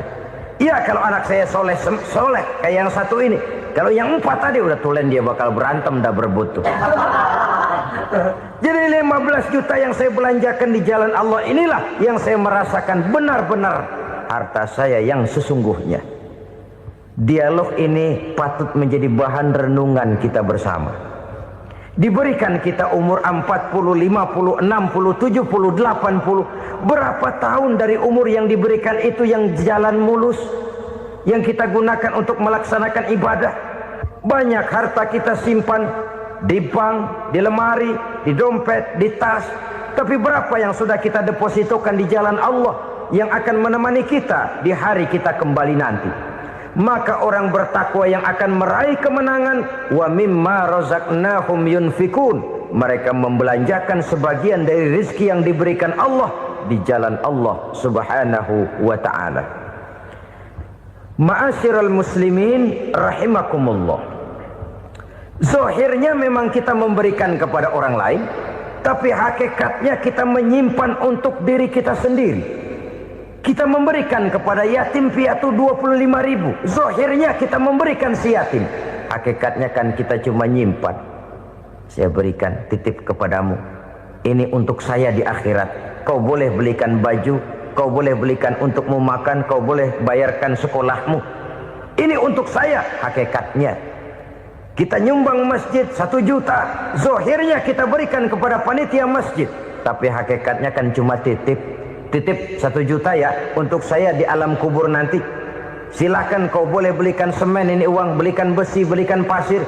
Saya cuma sekedar titip untuk kepentingan saya. Hakikatnya kita cuma sekedar menitip.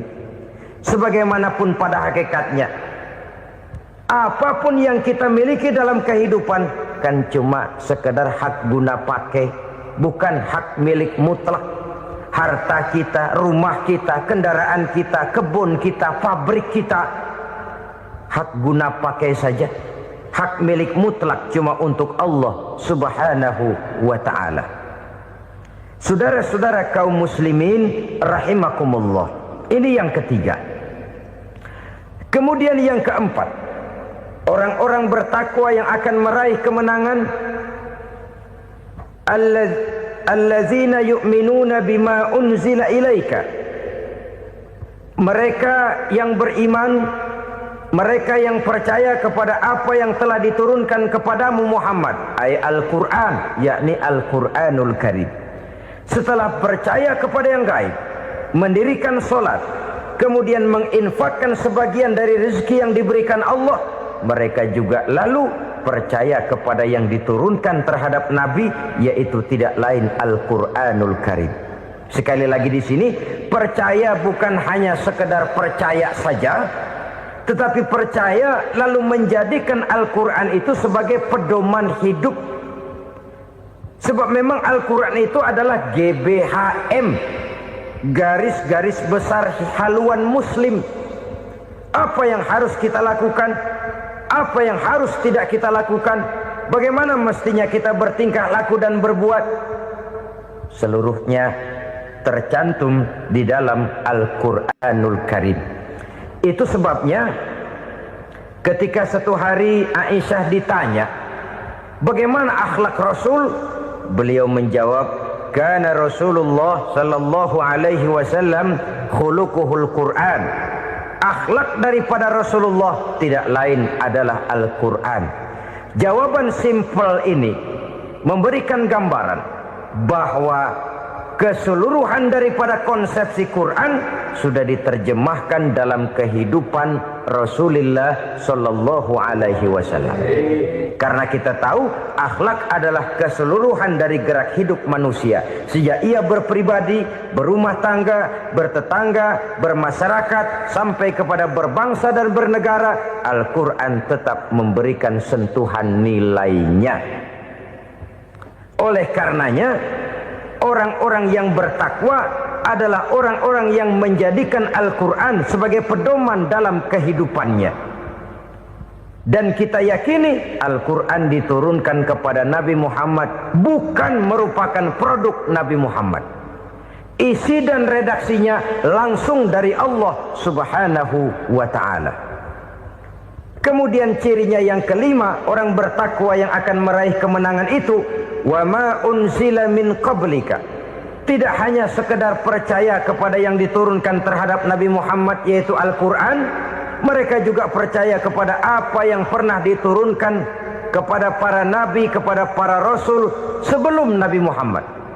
Percaya kepada adanya suhuf, percaya kepada adanya Taurat, percaya kepada adanya Injil, percaya bahwa Allah dahulunya sudah menurunkan Taurat kepada Musa, percaya bahwa Allah sudah menurunkan Injil kepada Isa, percaya Injil ada, Taurat ada, diturunkan Allah untuk Isa dan Musa, tetapi tidak wajib mengamalkannya karena kita sudah diberikan Al-Quranul Karim.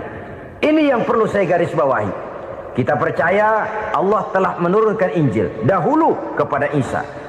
Kita percaya bahwa Allah telah menurunkan Taurat dahulunya kepada Nabi Musa. Kadang-kadang ini dijadikan dalih, dikacaukan pengertiannya. Quran saja mengajarkan bahwa orang yang bertakwa harus percaya kepada Injil, maka pakailah Injil. Apalagi kalau ayat sebelumnya ditilap, dihapus, dihilangkan, Injilnya yang ditekankan, maka akan terjadilah penekanan yang salah arah. Karena salah arah akhirnya bisa merusak dan menghancurkan akidah. Ketika Rasul suatu saat pernah ditanya orang, "Ya Rasul, bagaimana sikap kita sebagai muslim terhadap Injil yang ada sekarang?" Beliau menjawab, "La tukadzibuhu jami'an wa la tusaddiquhu jami'an." Jangan didustakan seluruhnya, jangan juga dibenarkan semuanya. Artinya, ini sudah merupakan gambaran dari Rasul bahwa dalam Injil yang ada sekarang masih ada ajaran-ajaran tauhid yang dibawa oleh Nabi Isa dan diajarkan kepada umatnya. Tapi juga dalam Injil yang sekarang ini sudah terkena intervensi dan investasi manusiawi. Karena itu Rasul menyimpulkan, la tukadzibuhu jami'an wa la tusaddiquhu jami'an. Jangan didustakan semua, jangan dibenarkan seluruhnya. Kita memang percaya Allah telah menurunkan Injil kepada Nabi Isa dulu, tapi kita tidak wajib mengamalkan Injil. Kita percaya Allah telah menurunkan Taurat kepada Nabi Musa, tapi kita tidak wajib mengamalkan kitab ajaran Taurat. Yang wajib kita percayai dan kita amalkan hanyalah Al-Quranul Karim. Kenapa? Oleh karena baik yang ada di dalam Taurat, baik yang ada di dalam Injil, tentu tercakup di dalam Al-Quran sebagai kitab terakhir yang diturunkan oleh Allah Subhanahu wa ta'ala. Dan itu wajar. Kalau seorang pejabat mau mengeluarkan satu keputusan baru, tentu dia harus meninjau keputusan-keputusan lama. Andai kata dianggap tidak berlaku, dianggap tidak relevan lagi, maka keputusan-keputusan lama itu tentu sudah dianggap tidak berlaku. Sebagian daripada aturan-aturan dalam keputusan lama yang masih dianggap relevan tercantum dalam keputusan baru yang wajib diamalkan. Begitulah hubungannya antara Al-Quran, Taurat, Zabur, dan Injil. 4 kitab samawi yang diturunkan Allah masing-masing kepada Zabur untuk Nabi Daud, Taurat untuk Nabi Musa, dan Injil untuk Nabi Isa alaihi wassalatu wassalam. Ketiga-tiga kitab itu kita percayai adanya. Kita yakini Allah telah menurunkan Zabur, Taurat, dan Injil. tapi kita tidak wajib mengamalkannya. Yang wajib kita mengamalkannya sekarang ini tidak lain hanyalah Al-Quranul Karim saja, karena ia mencakup apa yang ada di dalam Zabur, apa yang ada di dalam Taurat, dan apa yang ada di dalam Injil. Keotentikannya bisa dipertanggungjawabkan. Ya, tapi kan Nabi Muhammad sudah mati 14 abad yang lalu, dan di zaman beliau Al-Quran kan belum dikodifikasikan, belum ditulis. Bagaimana keotentikannya bisa dipertanggungjawabkan? Mudah saja. Allah berjanji, inna nahnu nazzalna dzikra wa inna lahu lahafizun. Kami yang menurunkan Al-Quran dan kami yang akan menjaga dan memeliharanya. Allah turunkan Quran, Allah menjaganya. Bagaimana cara Allah menjaga Al-Quran itu? Banyaknya orang-orang yang hafaz Al-Quran. Hafaz Al-Quran 30 juz, 114 surah, 6.666 ayat. Sehingga jangankan satu kata, jangankan satu ayat, satu kalimat saja berubah, sudah akan timbul reaksi dan mudah dimengerti. Kenapa?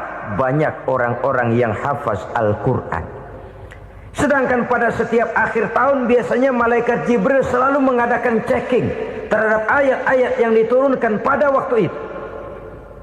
Di zaman Nabi sendiri sudah ada usaha kodifikasi.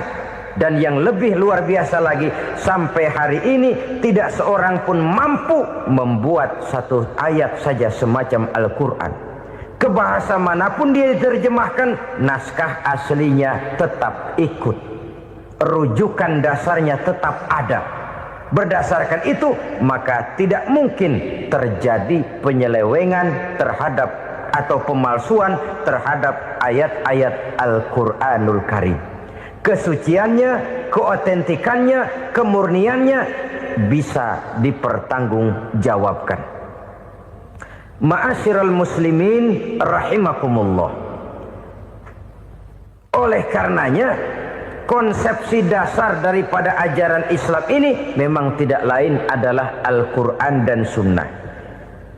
Isi daripada agama Islam yang merupakan iman, Islam dan ihsan, konsepsi dasarnya tidak lain adalah Al-Quran dan Sunnah Rasulullah Sallallahu Alaihi Wasallam. Maka yang kita perlukan sekarang ini adalah terjemahan Al-Quran di dalam kehidupan kita. Dengan demikian, maka gaya kehidupan yang lebih Qurani itulah yang kita dambakan. Kita perlu memang terjemahan Quran dalam bahasa Inggris, dalam bahasa Belanda, dalam bahasa Jepang, tapi yang lebih kita perlukan adalah terjemahan Quran di dalam kehidupan kita. Konsekuen, tidak memanipulasi, ringan sama kita jinjing, berat sama kita pikul. Jangan kalau lempengan ayat Quran tuh kira-kira enak diamalin, keras teriakan kita. Giliran kira-kira ayat Quran itu mukul kepala kita sendiri, diam kita.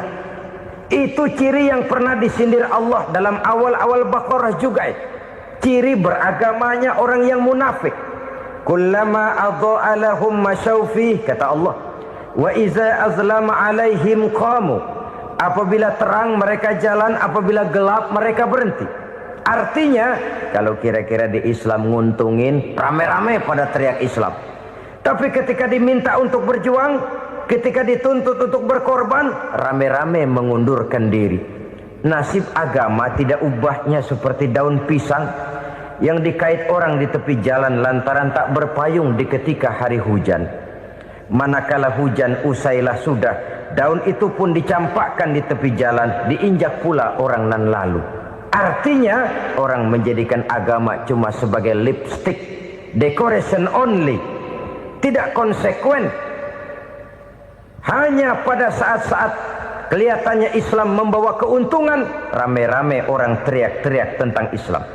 Tapi jikalau diminta berjuang, jikalau dituntut untuk berkorban, biasanya rame-rame juga mengundurkan diri. Jangan heran kalau mayoritas hitungan kita, tapi minoritas peranan kita.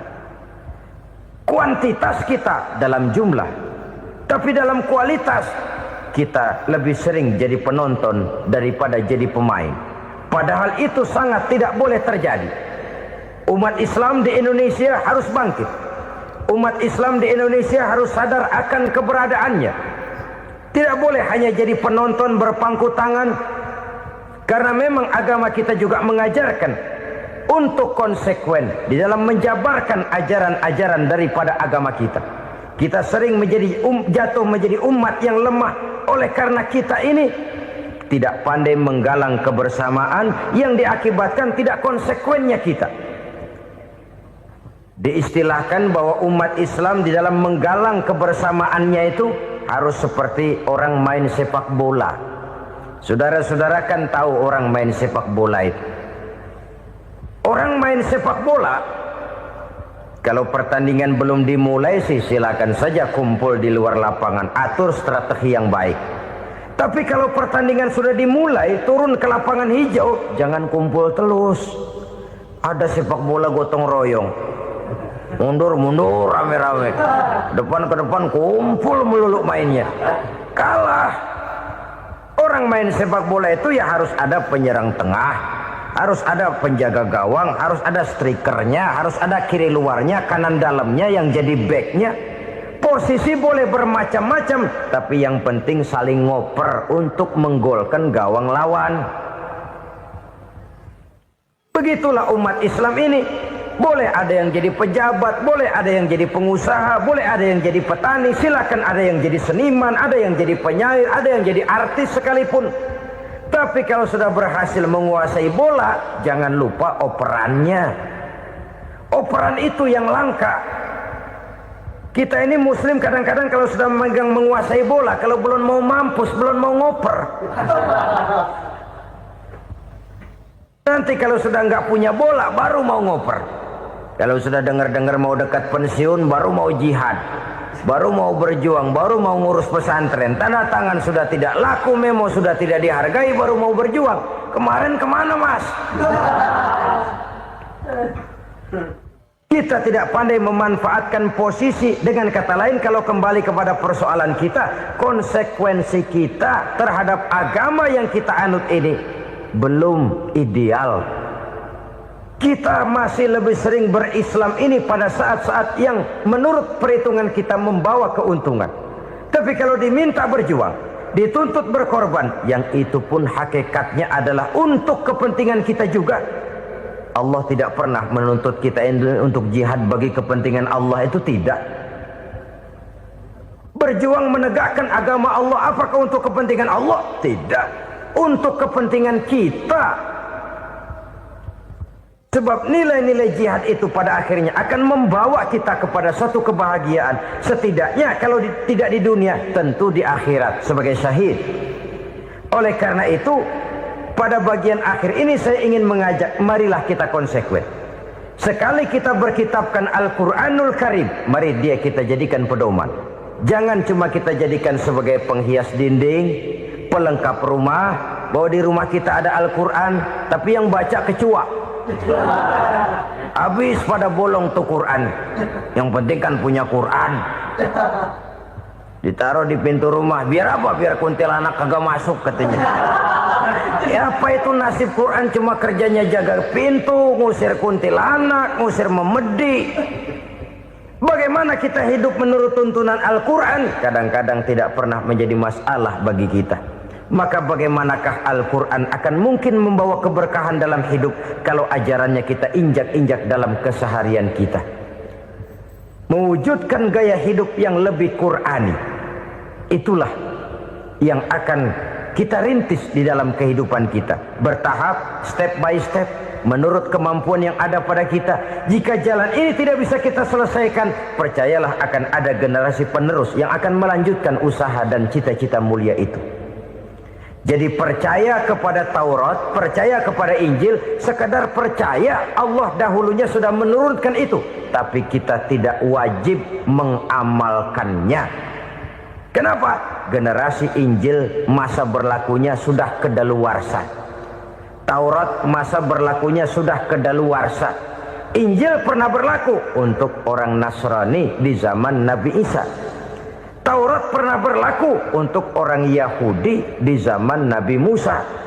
Setelah generasinya berlalu, datang Rasul penutup yang membawa Al-Quranul Karim, maka Al-Quran itulah yang berlaku menjadi pedoman sampai hari akhir nanti.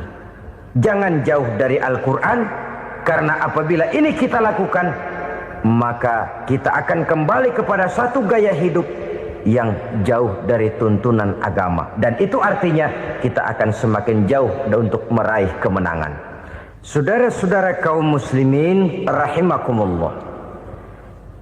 Yang keenam, yang terakhir, orang-orang bertakwa yang akan meraih kemenangan itu wabil akhirati hum yuqinun. Mereka percaya, mereka yakin seyakin-yakinnya akan adanya hari akhir, di mana seseorang akan mempertanggungjawabkan seluruh perbuatannya di dalam hidup ini. Dan tidak ada satu perbuatan yang bagaimana kecilnya sekalipun, yang tersembunyi dalam pandangan manusia, yang tidak akan dibukakan persoalannya di mahkamah Qadi Rabbul Jalil di akhirat nanti. Itulah sebabnya maka percaya kepada akhirat disebut secara khusus. Padahal di awal tadi sudah dijelaskan yu'minuna bil ghaib, percaya kepada alam gaib, dan alam gaib ini termasuk akhirat. Kenapa pada bagian akhir disebut lagi akhirat? Karena ternyata bahwa kepercayaan kepada adanya akhirat merupakan induk dari kepercayaan terhadap adanya malaikat, setan, jin dan lain sebagainya, dan akan lebih memberikan sugesti dalam kehidupan manusia untuk meluruskan gerak hidupnya. Jikalau satu saat tergerak hati akan berbuat kejahatan, ingin mencuri, sadarlah, awas ada akhirat. Sebab kalau kita cuma teriak awas ada polisi, itu cuma tertunda sementara, begitu polisi meleng embat. Kalau kita ingin berbuat jahat cuma berteriak awas ada hansip, cuma sementara ke hansip itu ada. Tapi kalau ceritanya awas ada akhirat, mau menyeleweng awas ada akhirat, mau berjudi awas ada akhirat, mau mencuri awas ada akhirat. Keyakinan yang akan meluruskan gerak hidup manusia sehingga gerak itu jadi lebih terarah dan terkontrol, tidak merugikan baik diri sendiri, lebih-lebih orang lain. Ternyata bahwa kepercayaan kepadanya adanya hari akhirat sanggup menjadi sumber daya kontrol dari kehidupan manusia, sehingga ia tidak terjebak dalam perbuatan maksiat dan munkarat. Saudara-saudara kaum muslimin, inilah saja yang kita bicarakan pada pertemuan kali ini. Semoga Allah subhanahu wa ta'ala memberikan kekuatan zahir dan batin kepada kita untuk dapat meraih kemenangan dengan beriman kepada yang gaib, mendirikan solat, membelanjakan sebagian dari rezeki yang diberikan Allah, percaya kepada Al-Quran, beriman kepada kitab-kitab yang diturunkan sebelum Al-Quran, lalu meyakini adanya hari akhirat. Terima kasih atas segala perhatian, mohon maaf atas segala kekurangan. Usikum wa nafsi bitaqwallah. Wassalamualaikum warahmatullahi wabarakatuh.